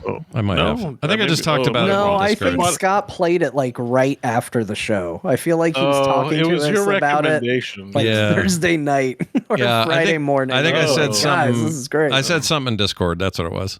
Because I hadn't played it last week. I thought we talked about it. Okay, never mind. Sorry. No, it's all good. So my mistake. If you go back in your head and you think about, well, what was cool about Command and Conquer, and there are a couple of answers you usually get. One is really fast, fun RTS gameplay, some of the OG best stuff there ever was, and kind of the alternative to the slower paced things you were doing with Blizzard RTSs and things. This was like a faster approach, quick, the ability to earn currency quickly, amass some really gnarly armies and then get over the hill and wipe out everybody. It was just an awesome vibe. This game has got that, and that feels real good to me. But it also has that cheese. So it's got the cut scenes, but they're rendered. It's not video. It's, rendered dudes. Yeah. And your general dude, the first mission takes place in this awkwardly named Icelandic city, and the guy's like, well, your first mission is going to be in for Iceland. He can't even say it. Yeah. It's got the humor. It's got that kind of stuff for sure. Here's a guy. That's the guy actually that stutters through his thing. Yeah. He's like, Commander, we need your assistance. You come highly recommended. Let's go. And the tech is like, it's basically like Eurasia versus not Eurasia. It's very typical of that. It all feels like Hydra, right? Like Tempest seems like they want to sell. The way it's pitched is Tempest wants the energy for world domination, and I've only done Global Defense Force. Mm-hmm. So GDI and Nod. There you go. That's basically it. GDI and Nod. Yeah, that's really what it is. And at the end of the day, I think it's really working. It's working for me graphically. I think it's awesome. It looks just amazing.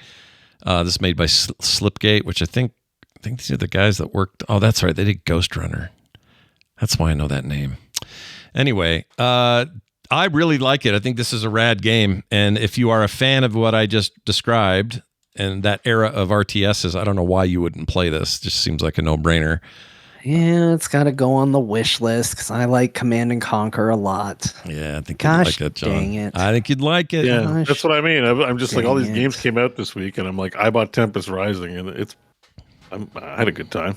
Yeah. So what'd you think? It doesn't play like StarCraft. So people will say, "Oh, it's an RTS like StarCraft." And it's like, yes, but it doesn't play like it. It's not a command card. There are button shortcuts, but it's all different. And it's been so long since I played a Command and Conquer style game that everything feel like I'm still learning. Right? Like you get in, you do your prologue missions, and I'm like, just kind of force feeding the units without much thought as to strategic positioning, just because it's still new and I'm just trying it out. But you can see that there's definitely better units are better for certain things. Strategic positioning, some of them have activated abilities. The UI layout is different, but it's also not that serious. It's fun. It's just like, oh, here's my military vroom vrooms and GI Joes, and I'm going to send them at the bad guys. And it's been a while since I played a Command and Conquer game, and I'm like, oh, this feels like how I remember those games playing, even though it's been a long time. And, it's a good time. I enjoyed it, So I played the first few missions. I was like, oh, that was fun. Yeah. It was good. I think you'll like it. Even I got a little further than that. I did a bunch of campaign stuff, and, there's definitely the turtling up bits. So, John, you'll enjoy those. Lots of defensive stuff, walls, turrets. When you build things, everything's super animated, so your buildings they're not static. Things are always moving and smoking and shitting stuff out. You really just have the one resource to worry about, and that is this stuff called Tempest. And Tempest is the stuff you see there, that red stuff. It's like fields of this weird... Does it damage you if you walk through it or drive over it? Yes, some units will take damage if they do. The worker... Harvesters do not. They'll do fine. And the only building that can really live over there is the harvester building thing. I forget what it's called. I personally love the vehicle repair building because it's literally just looks like a repair thing. But what's cool is you send your dudes. You can like highlight 100 tanks that you just took into battle, and a bunch of them are hurt. You just send them all to the building, and those that aren't hurt will come up close but kind of pull off to the side. They know they don't need help. They're smart enough. The AI is pretty good. And then the ones that need it, all just like 1970s gas shortage style lines of getting in there, get fixed, come out, get in there, get fixed, come out. There's just something alive about it that I really like. I also like the drone warfare. There's this unit you create where they don't actually fight. They just have helmets on and little remote control pads in their arms or in their hands. You can see them here hovering a little bit. The guys on the ground are controlling them, but the drones do the fighting, so they can behave in special ways and get out way ahead of them. But if the dudes who are controlling them die, then the drones die. Just a lot of fun ideas with the units. I'm not far enough to even have unlocked all units. I'm pretty early in the campaign for that, but I've done enough with some pretty trippy tanks and these engineer guys do some really cool stuff. It's just very creative, very Command and Conquer, very ballistic and heavy metal music. Learning that stuff though is kind of funny because I had an experience with the engineer where I guess I was supposed to hack something with the engineer, but I misunderstood the objective and just blew it up with like 10 tanks. And it's like objective fail, and I'm like, "What? You were targeting? What? Oh, I know what that was. So I blew that mission and redid it. So what it is it's a mobile. It's a mobile thing that will plunk down anywhere and take all of the resources in the area and then move somewhere else. So it's like a mobile version of your resource building, and you're supposed to take it over so that you can now acquire that technology and have it in your next thing. I blew it up. I put my engineers aside and let my tanks like rifle it, and I was like, failed, but I did it. I blew the thing up. How did I fail? But there's there's healer units, medics. There's the engineers also repair stuff in the field, or otherwise I'll do it automatically. So a lot of smart modern stuff that they just do the work they're asked to do without you having to be so micro about it. It's cool. I think this game's really neat. And you can play the whole thing with a mouse. If you're hoping to hop in here and go, well, I got to get all these shortcuts in my head, you'll get there eventually, but all of it's mouse driven, so you don't have to. Yeah, they have them, but you could just click. I clicked a lot. Yeah. I had to once too. You start, it's still like a different vibe. Like it's not, like I said, it's not Starcraft. It's like, it's amass a bunch of units, learn what their ranges are. I don't know. It's playing pretty casually, so. Yeah. It's the Command and Conquer love letter that we never got from Command and Conquer. So there it is. I mean, that's not true. They did a very love letter re-release of Command and Conquer. That's true. And 3 was all right. They even gave, I'll tell you the best part about that Command and Conquer remaster is that when you install it, it brings up and plays what used to play when you installed the game, because I don't know if you remember the installer for Command and Conquer, but it was this whole display and elaborate thing that games don't do anymore, because that's not how installing games works. They simulated it nice. for the remaster, so you could experience that part too. So I have to say, I think that was a very lovely letter. But this is a new game, not just a remake of an old game. Right. So this was an important point to bring up too for Tempest Rising is there's this Frank Klepacki guy who did the soundtrack for Command and Conquer, who also did the soundtrack for Tempest Rising. Ooh. That's good. Yeah, it's got some really... That's good. That's what you want. It's got some real driving... There was a lot of, if you read a lot of the reviews, they're like, chef's kiss, Frank Klepacki doing the soundtrack. Oh man, That's awesome. Poppin' Fresh just gifted me it live on the show. Thank you to Poppin' Fresh, who apparently hears me falling in love with the idea of this game and is like, well, he should have that. Yeah, he's got to play Clair, Obscur, and Oblivion. Come on, he doesn't have time for Tempest Rising. I want to make an indie game. I want to make an indie game that's a fighting game between Shatterproof and Poppin' Fresh. Those two need to fight it out now with all their generous gift giving. So good job, guys. Whoever wins, we win. Yeah, we win either way. Apparently. Thank you. That's very kind. I was, as they talk about it more, I'm like, we'll have to make a new top 10 list at best games we were gifted for the best year. most generous community members to Core. You guys are extremely nice. All right, I'll rip through what I did finally. I'll I got some more time in Ghost of Tsushima. No need to talk about that. It is what it is. Loving it. Mini shoot adventures I talked about a while ago. It's like the kind of a Zelda-like dual stick shooter thing that I love on Steam Deck, and I bounced for whatever we were doing last year, and I just realized, oh yeah, it's still on here. Why didn't I not keep going? That game's great, and I stayed up way too late the other night, just in bed playing that. So I've been doing that. But here's the other new game I played. It's called Creepy Redneck Dinosaur Museum 3. Yeah, that's right. You heard me. The third one, huh? So how did you get into this thing? So it showed up on, I think, Blue Sky. The dev had put up a screenshot, and I went, that looks like Gem, or what was that called? Not Gem Wars. The Puzzle Quest. Puzzle Quest, thank you. That looks like Puzzle Quest. I loved Puzzle Quest. Maybe this is like Puzzle Quest. Turns out this game is a lot like Puzzle Quest, but in the best possible ways. Puzzle Quest kind of lost its way over the years. By the time I got to 3, it was a very different kind of game, and it wasn't nearly as fun. This game is very much the core of why that game was awesome. It is made by a very small, I think it's just a dude made it. who did all the art, all the sound, all the everything. And the story is you're this guy who's trying to stop genetically enhanced dinosaurs from taking over humanity. And to do that, you got to go fight them. And how you fight them is on a grid of match 3, where you have to build up certain gems to have certain abilities. Remember how that was in that game, where you had to like go, all right, in Puzzle Quest, you had to, if you want to heal, you need to get, or wanted the shield, you have to earn a bunch of the blue ones. So match a bunch of blue ones, and then you can do an ability which gave you a shield. Or if you did all the red gems, those were health, so you could heal yourself. If it were, or I guess it was skulls on that old game, and that would actually direct damage them in real time if you had skulls match. This is like that too, except it's usually knives. Sometimes it's spell books, other stuff like that. And the opposing thing, like the dinosaur you're fighting or whatever it happens to be, it's not all dinosaurs. They also have abilities, and then they're firing those off based on the matches they're making. It's turn-based. So it's that game. It's Puzzle Quest, but in this new setting. And what's surprising is how well this weird story works. It kind of roguelike-y, but not in the way you're thinking. I don't even know how to describe that part of it. You go to these rest spaces where you can fiddle with your inventory, have some boosts and bonuses you can purchase. There's a guy in there to talk to, but he doesn't say much. But once in a while, he's an important part of the story. And then you go out and you're like, all right, I'm walking through the halls again. I'm going to choose either this door or this hallway. The hallway smells bad. Should I go in there or run away? Oh, I'm going to go. So I'll go in there, and now there's something weird to fight.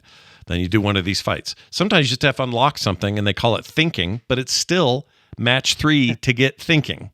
So it's like put the right stuff together so that you can work the lock until it pops. And then how you get hurt in that one is you pinched your finger or you jammed your finger with the lockpick or something like that, still taking health points off you. But they turn these fights into, or they turn this mechanic into a way to fight, to traverse, to unlock, to open, to leave, to just deal with whatever's in front of you. And there's this story about this guy the whole time. There's a lot of humor. It's all very self-referential and fourth wall breaking. I think it's delightful, and the reviews seem to agree with it or agree with me. Right now, it is at.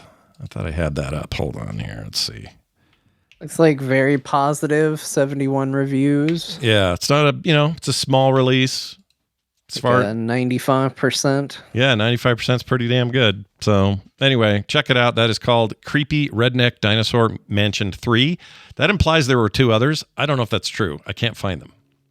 I went looking. I didn't see them on Steam. The description says it's the Creepy Redneck Dinosaur Mansion 3 is committing to the bit so hard it hurts. It's a sequel to a game series that doesn't exist. There you go. Complete with lore and a fictional development team. Yep. They're really lean into that stuff, and I think it sounds like it might be cheese on the surface, but it actually kind of works. And I like the art, I like the effort, and the gameplay's fun.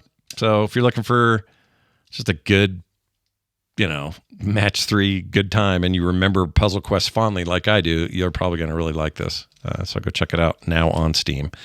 John, we turn to the tabletop for a moment, and you tell us about Shadowdark. Ooh. Yeah, Beau brought this up on the show. I think it was like 2 weeks ago. I got it right here. Let's see. I ordered Shadowdark. Shadowdark. Yeah, dude. Right there. Yeah. Boom. Look at it. Tell the people what it is. Looks like a rule book, a TRPG guide book of sorts. What do we got here? Yeah, so this is a TTRPG rule book. Again, Beau talked about it a couple weeks ago. Scott said he was going to buy it. He didn't, but I did. I'm planning on it. I committed to it. Actually, the fact that you've done it, that's going to push me over the edge. I think I'm just going to do it. It's like, well, John's done. Yeah, I'm going to do it too. Sure. Yeah, it's really cool. I was like 1 page in, looking at the way this game handles rules, and I was like, I like these systems better. Like, it's already doing things in ways that I just like better than Dungeons and Dragons. It doesn't. It errs on the side of rules light. Let the DM manage the game. Let it not be about reading through a bunch of text. Like, just play the game, tell a story. That's what you're all here to do. So stop getting hung up so much on rules and whatnot. So, it drops a lot of things where it's like everything is, you got to really keep track of 10 meters and 15 meters and all of that. It kind of boils it down to 3 distances. You've got your alignments are down to 3 again, and it simplifies things, but not in a bad way. Like, that's the thing that I keep looking at it and I'm like, man, I really like how this goes. Like the death saves is the way it handles going down. Like when you go down, you roll a dice and you add your constitution modifier to it. And that's how many turns you have before you die, unless somebody stabilizes or brings you back. So it's not about rolling every time, or anything like that. It's about, there's now a time limit going, and it's one of those things where every time I learn more about it, I want to play it more, and there's less and less to have to keep stored in my brain to figure out how to play the game. It's more about just like letting you roll with it and have fun and have a good time. So I think this is a really cool TTRPG, and considering we talked about it, I figured I'd mention it, seeing as one of us bought it. I highly recommend it. And a really good quality book. It was a little smaller than I thought, because I would expect, like the D&D books are pretty big. But like in terms of like layout and stuff like that, like it's just so clean. Like this would be a wordy 2 pages, and it's not that bad. So for your sheets, for your sheets, your character sheets and stuff, you just printing off PDFs and doing that. Okay. Yeah. Okay. Just do what you do. Okay. And it's a much, damn it, so far, like it's a really cool system. I'm about to spend $50 right now, probably. You should do it. It's on Amazon everywhere and stuff like that, right? I bought mine from, it's called the Arcane Library or something like that. I think they're the people who actually publish it. I got it. It took about 2 weeks on the standard shipping. I wasn't in a super big rush for it. Actually it was a little over a week. Okay. But really, really cool. If you're a TTRPG person, I would recommend looking into it, because as I started learning about it, I also watched a couple videos of people talking about it, and general consensus of most people who are interacting with it is it's great. Yeah. So hearing nothing but good things. So I think I'm just going to get it. $60. Oh man, why not? All right. I mean, it could help you run your own game. I think the idea is that it's much less text to read overall and to reference. Yeah, getting into games. And to get other people to reference as well. I think it'd be fun to get, Kristen and Kyle and the 3 of us into a one-off or something to try it, see how it is, do somebody's story. I think that would be a cool idea too. Why not? We should find out what it would take to make that happen. Yep. I do have one correction from last week. I want to bring it up because I had a couple people reach out to me and tell me. I talked about that World Box God Simulator game. Mm-hmm. And I mentioned that, it looked like it hadn't been updated for quite some time. So maybe use a little discretion with considering it. But people pointed out that is still listed as the case on Steam, but that it actually had received an update just a couple weeks or months prior. And that it just looks like that hasn't cleared. So if you were on the fence because of the whole they haven't updated for a long time thing, I am hearing from other people that is not the case. They have done at least a fairly recent update to the game. So nice. Wanted to just correct that, put that out there, because I heard it from a couple people. Nice. Beyond that, I did play a lot of Cyberpunk 2077 because I have a new computer, and that's what you do. Yeah. And then I got pulled in, and I was like, oh boy, I'm going down this rabbit hole really hard. Are you feeling, you obviously did a fresh run, right? You're going all in again? Yeah, but playing Cyberpunk for me is the same as playing an Elder Scrolls game, and it's the meme, but it's also true for me because I do it too. It's like playing an Elder Scrolls game and going, I'm not gonna go Stealth Archer, and then I play it and I go Stealth Archer. Yeah. So I always go into Cyberpunk and go, I'm gonna play it totally different this time. And the next thing I know, I've got the exact same implants, I've got the exact same guns, and I'm playing the exact same way. Which is maybe a testament to the fact that like the game lets you tailor it to the way you want it to work, and you know, eventually you find what you like doing in the game. But I did play a little bit with it. I kind of forced myself out of it because I am still playing also Ghost of Tsushima. I am determined to finish that game before Scott because I think it will be funnier if I do. Shit. And I think it will be less funny if I don't. So I'm like, oh, I gotta get back to it. And it's not even forcing me to do it because every time I get in it and I start playing it more, I'm like, oh, this game's so good. Yeah. Like comfortable close. And every time I put more time into it and they like expand on the stuff that's already there, I just keep thinking like, this just keeps getting better. Like I had my first real big, like wide scale siege type fight where there was a lot of chaos happening. And I kind of wondered how that would play into the more slow, deliberate combat style that I use in the game. Works great. Works awesome. Made those battles feel really cool too. And you get that ghost stance thing in that fight, right? That's the There's where you get the ghost stance. That feels where so you good. just start slaughtering people to a degree where you have a Mongolian horde just like tripping over themselves to get away from you. That's freaking cool. Like you want to talk about a game that gives you a crazy power fantasy. How about a game where you start off getting your ass kicked every time you get in a fight, and then you're like, I'm a badass. You get one more fight, and you get thrown off a bridge. You're like, well, maybe I'm not. And then you eventually get to a spot where people refer to you as the ghost, and you start killing people so viciously that entire armies are like, Jesus, and just running over themselves trying to get away from you. Yeah, and they genuinely are freaked when they look at you, when you turn into that. They're just like, shit. Retreat. Like you killed somebody so bad an army is afraid of you. That's crazy. It's pretty, cool. Pretty good. That game's so good. And still playing Blueprints. I have unlocked the final room. I haven't successfully unlocked the final room in a run where I also got to the final room. So I haven't quite beaten the game yet. There's still a lot more to see and do. I think even if I make it in there, I think there's more to see and do because I certainly haven't solved the puzzles of every single room, but still having a very good time with that. Nice. Well, there you have it. John playing lots of stuff. Now we get to the real list of beef here. Look at the beef on this bone. The real beef. Yeah, by the way, we gotta...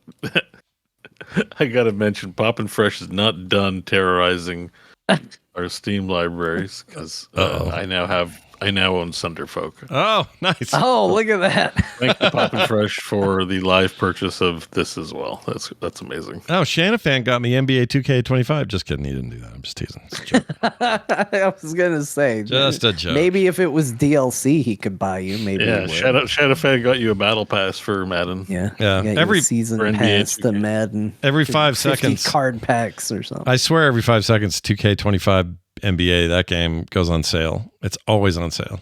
Like that's the reason I said it is it's currently $19.99, but last week it was back up to its $80, and then a week before that it's down to $30. I don't know what they're doing over there, but it's just in constant sale. Maybe that's the problem. Stale sales. Yeah, I don't know.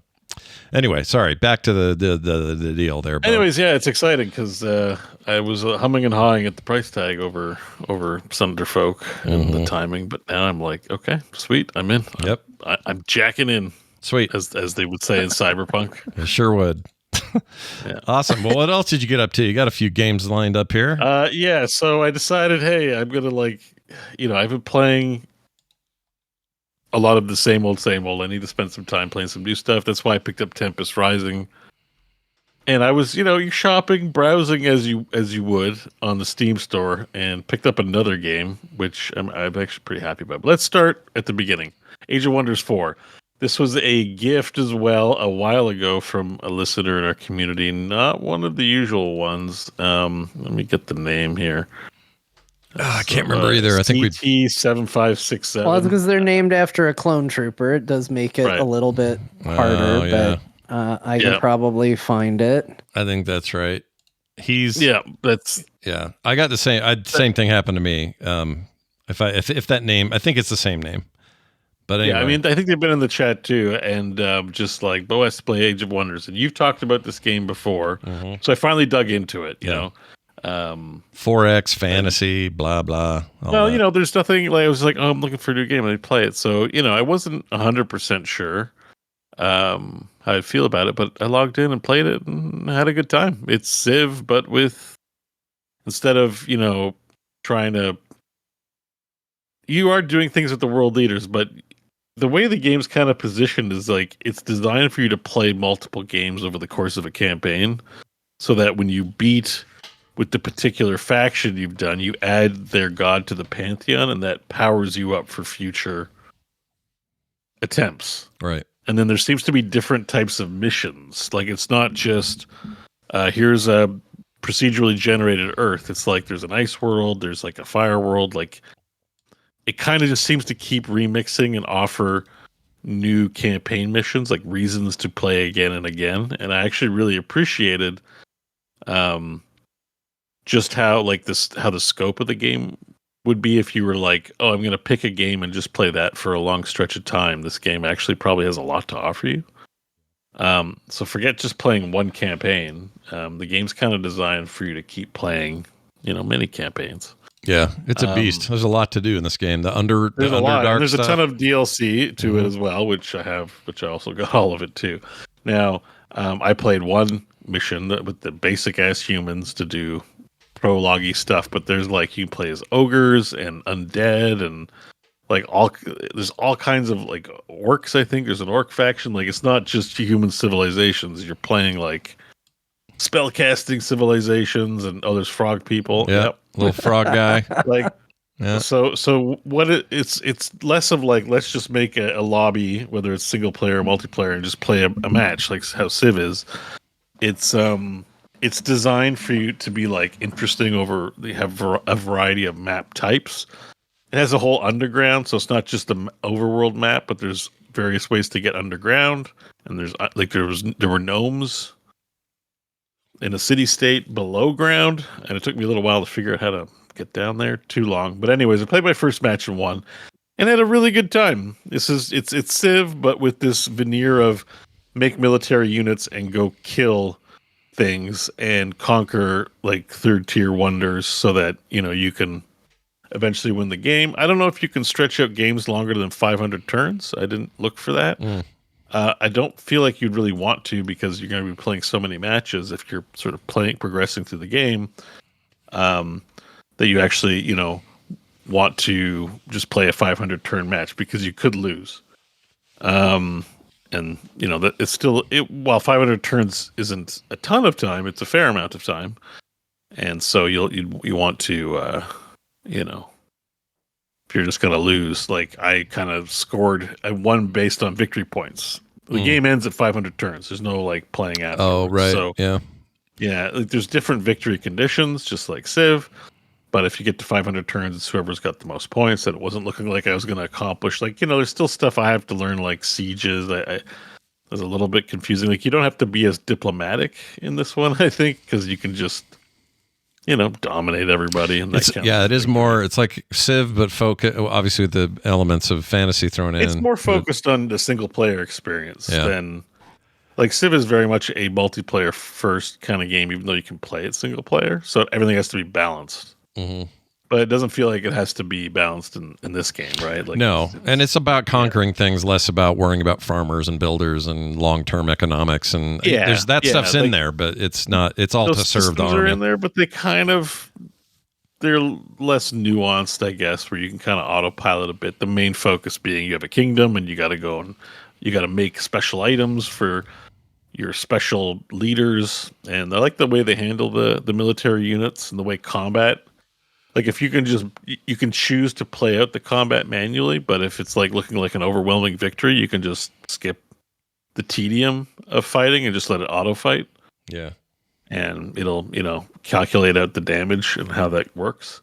So, big recommend. This is a really great game. I had a really good time playing it. It was so many games. I don't know how much I'm really going to play of this. But if all I had was this to play, I'd be very happy, So it's pretty good. Nice. Pretty good game. Awesome. Enjoy Age of Wonders 4. Big recommend. Nice. How'd you feel about I have SKALD it. I against? need to check it out. Oh, actually, real quick, I did find the name. It's CT7567. Oh, thank you. There you go. I think I said that, but that's okay. Oh, you? sorry. Oh. It's fine. I It's good to probably check. missed it because I was trying to find it. That's okay. That's how these things go. It's no big deal. Sure. But yes, it's CT. Thank you very much for gifting. And I will crack it open again. Like this is definitely on this was fun. I'll do it again. But so many games, guys. So many. A lot of games, man. That's the world we live in. Man. Next up was I bought SKALD against the Black Priory a while ago and just never played it. So I was like, hey, let me just push play on this game. I think you played it a bit, Scott. I did, At yeah. one point. Yeah. Well, So kinda- I did I basically got through the prologue where you're like on the boat, and the boat, obviously things go wrong on the boat, and then you do a little backstory where you find out why you're on the boat, and then you're on the shore doing things. So roughly the prologue, and the vibe is pretty cool in this game. I like the soundtrack. It's got old kind of MIDI soundtrack, but MIDI plus. Like you wouldn't have MIDI sounds that good back then, but it still sounds chiptune. Yeah, color palette too. It's very like C60 or Commodore 64 era vibe. Yeah. It definitely plays like a TCR Goldbox era type game, but better. Like it just controls better and smoother, and the mouse works. Like everything's. It's that aesthetic, but like working well here. Yeah. And I really dig like the art that's in here. I think the art is definitely evocative. Sure. And it has like, lock picking, skill checks, but it's not using like the D&D system. It's kind of just using its own system that's, very generic. I find like you could find, it's like I have strength. They just have their own way of figuring out what your strength is and what your scores are. Sure. Not bad. I don't mean generic in a bad way. I just mean, it's got a system, but it will be immediately familiar to you if you've played any TTRPGs. It's pretty straightforward. Has skill checks, attacks, and whatnot. A lot of if people are listening to this and you're like, well, I used to play Ultima. Is it like Ultima? And I would say yes, it's a lot like Ultima. There's very much an Ultima. Yeah, it's thing. definitely got Ultima and the gold box DNA. It's sort of some mix, but it's its own thing. Sure. And I just say that because like it definitely has like the skill tree is definitely like you're not going to be good with things unless you put skill points into them. So you got to be careful of what you choose because some stuff could end up being useless.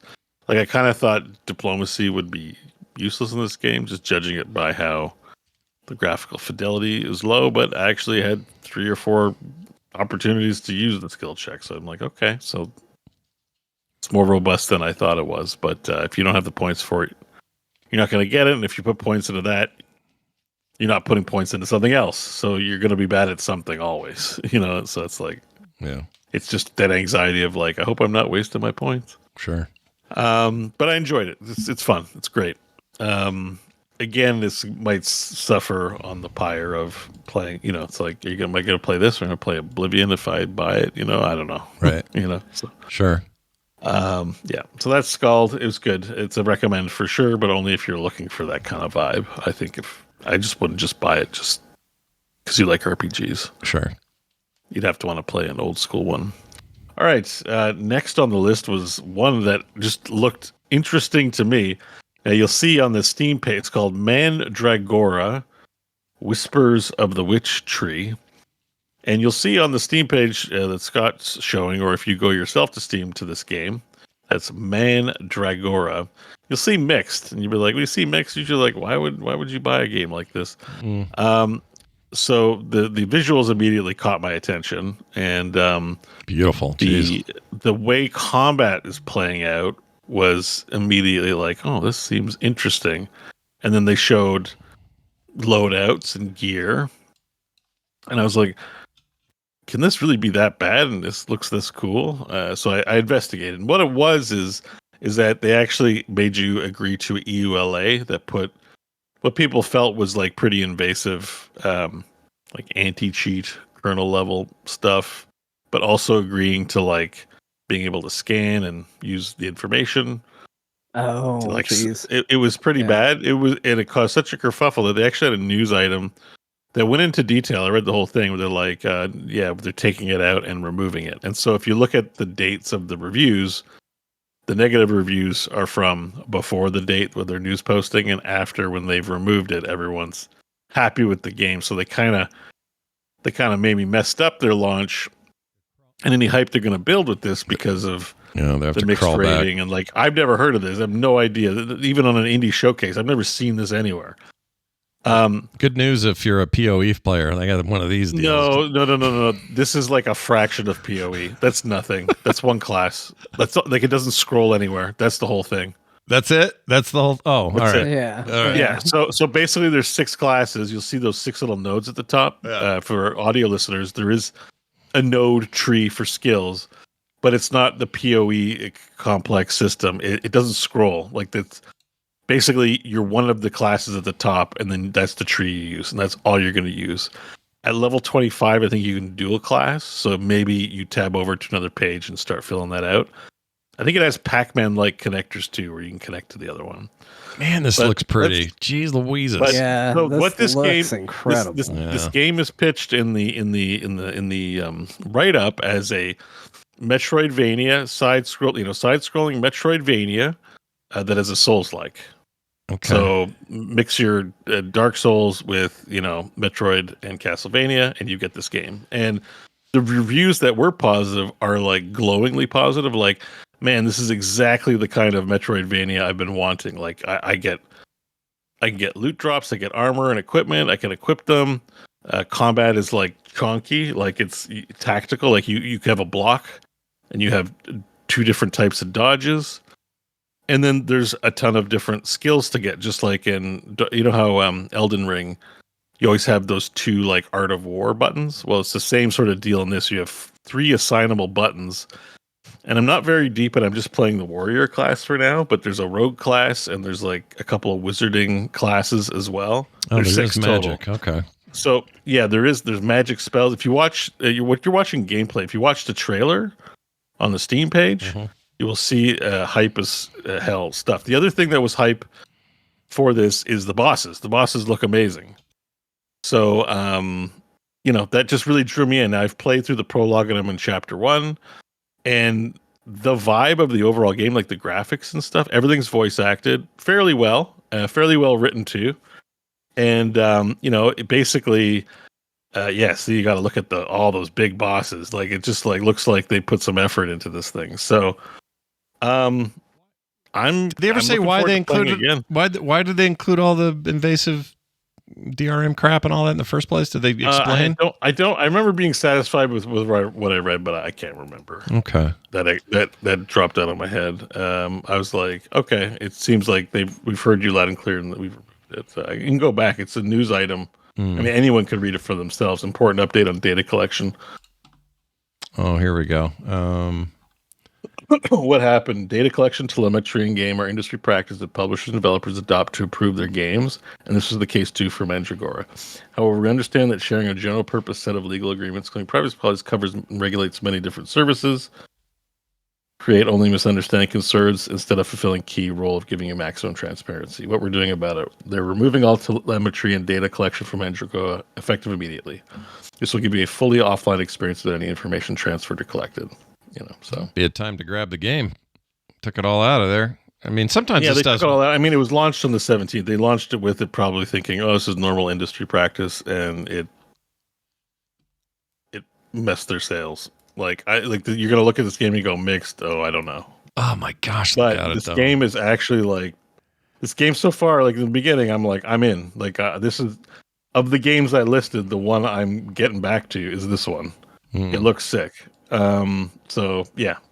Wow. But probably nobody will hear of it. Yeah, there's sick magic spells, and I mean, who knows? Maybe I'll play a bit longer and be like, oh, it's tedious. It sucks. I don't know. But like the opening part I played, we're not talking like AAA. This isn't from soft launch. Oh my God, lose my mind.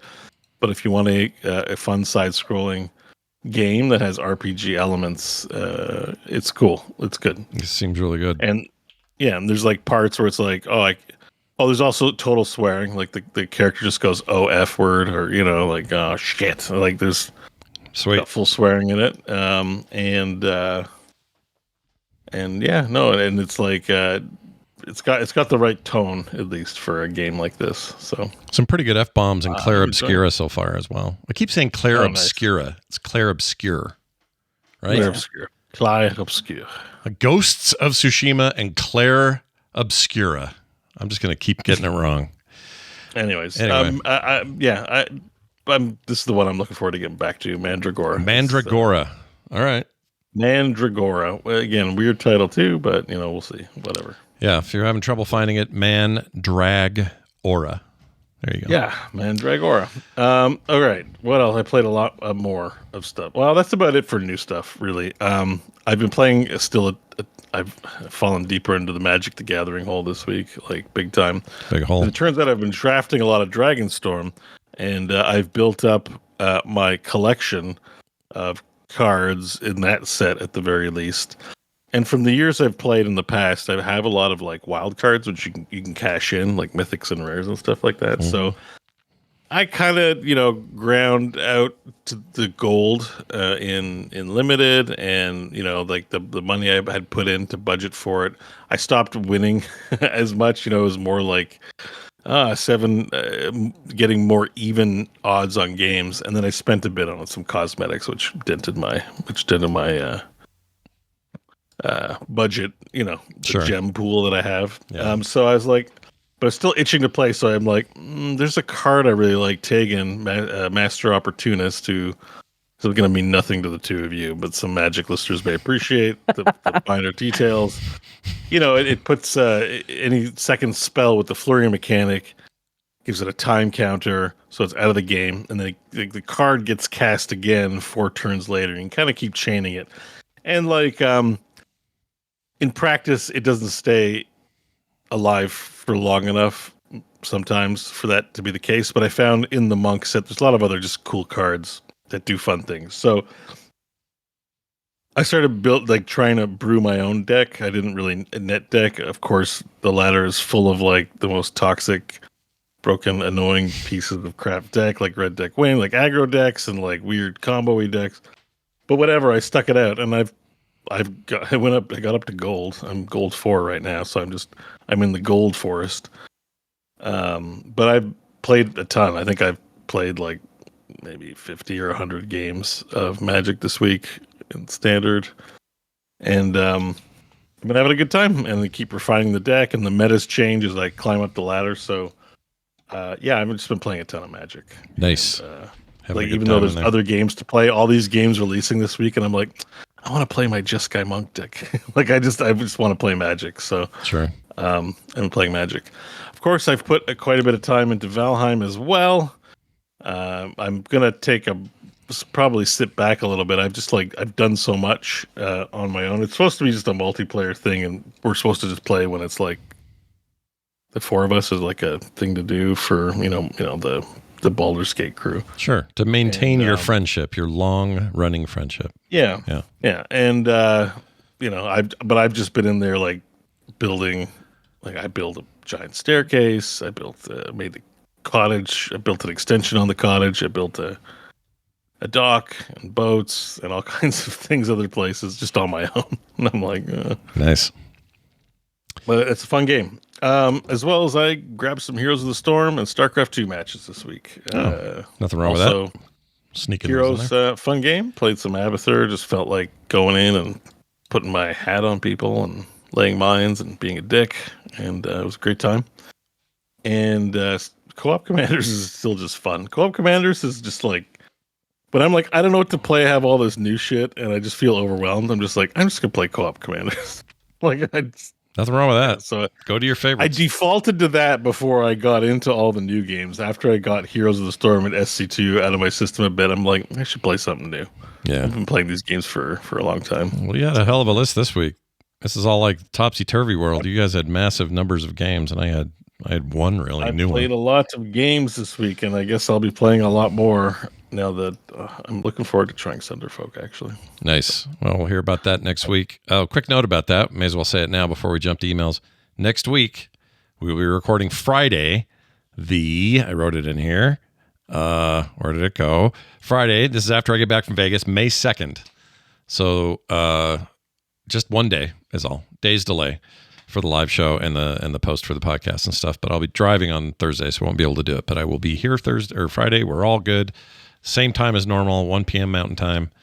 And come join us live for that. Speaking of emails. That's a good question. It's actually a text. This one came to us at 10hams.com. And this is from an anonymous listener who says, because we talked about Donkey Kong and his pants, or lack of pants, or should he have pants? And I said that the new Donkey Kong game, for some reason, him in his little overalls was disturbing me. You didn't like it, exactly. And there are a few people agree with you as well. He should be no pants? I think he should be no pants. For some reason, I look at him wearing just the tie, and I'm fine with it. And as soon as you put him in overalls, I'm like, something's gone wrong. Yeah, I kind of am with you. It's like when you take a collar off a cat or a dog, and they suddenly seem very naked. And all it was just what's happened. In this case, it's kind of the opposite. You're adding clothes, but it just makes it weird. So here's what he said. It says Donkey Kong wears pants when he's mining because Diddy told him he should wear pants. Sorry, I'm going to read that again. Donkey Kong wears pants when he's mining because Diddy told him he should wear pants around miners. Get it? Funny on a lot of levels. Thank you, Anonymous. Yeah. The Diddy part's perfect because, double meaning there. Miners spelled with an ER, but, we know what you mean. Good job. Nicely done. If you want to send your own feedback into the show, anything you want at all, tell a little joke like that if you want, or you can have a whole big diatribe, whatever you want to do. 10hams.com is the place to do it. We got a couple of calls at the post show today, so listen for those after we finish up here. I mentioned next week's show. Just a reminder, that will be Friday. And for those folks who support us on Patreon at patreon.com/core show, I wanted to remind you of all the cool stuff you get, like no commercials or ads, pre-show content every week, monthly art in the mail, and host shows, specials. You guys still doing your Final Fantasy thing at some point, right? That's happening at some point. Yeah, in theory, yeah. I gotta talk this weekend, about we got to do it, right? I mean, whenever you want. I gotta try. I'm gonna say the next 2 weekends for me are gonna be real crazy. So we may just have to put out different bonus content until we can get to this one, because it's going to be a big one though when it happens. That I know. It's going to be great. I have no doubt about that. We'll figure it out. Did you thank the patrons, or did I miss it? I haven't yet. His name, we got 2 people here. Bakiotomi, I guess. Bakiotomy. What science is that? The science of backs? Back anatomy? Oh yeah, maybe that's how it is. I don't know. That's a good point. Dichotomy. But then there's a normal one like James Mayer. James Mayer, also a brand new patron here recently. Patreon.com/core show will get you all those cool things. So please use them and use them often. Frogpants.com/core for all other things. That is going to do it for us. Except for this. You've all forgotten the games we played, so we're going to give the mic to Grandma and let her remind us. Grandma, take it away. Well, they actually played a lot this week, so I guess you couldn't be faulted if you don't remember the games they played, but I'm here to help you out. Here's what they played. The Elder Scrolls 4 Oblivion, the remaster, Clair, Obscur, Expedition 33, Tempest Rising, Creepy Redneck, Dinosaur Mansion 3. Yes, that's a game, I'm not just saying words. Ghost of Tsushima, Mini-Shoot Adventures, Shadowdark, the TTRPG, Cyberpunk 2077, Blueprints, Worldbox God Simulator got a correction. So if you're like, I want to play that game that got a correction, that was it.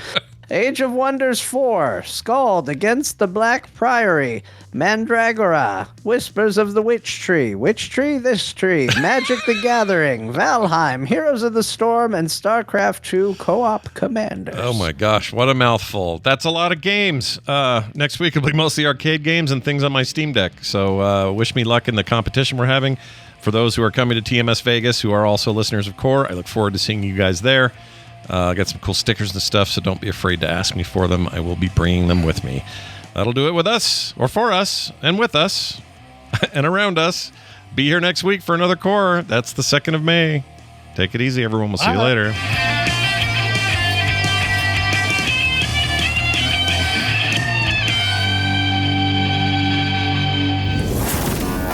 Frog in pants. How's that for a visual? Find more amazing at frogpants.com. A necessary end will come when it will come. Well, that's right now, Captain Picard.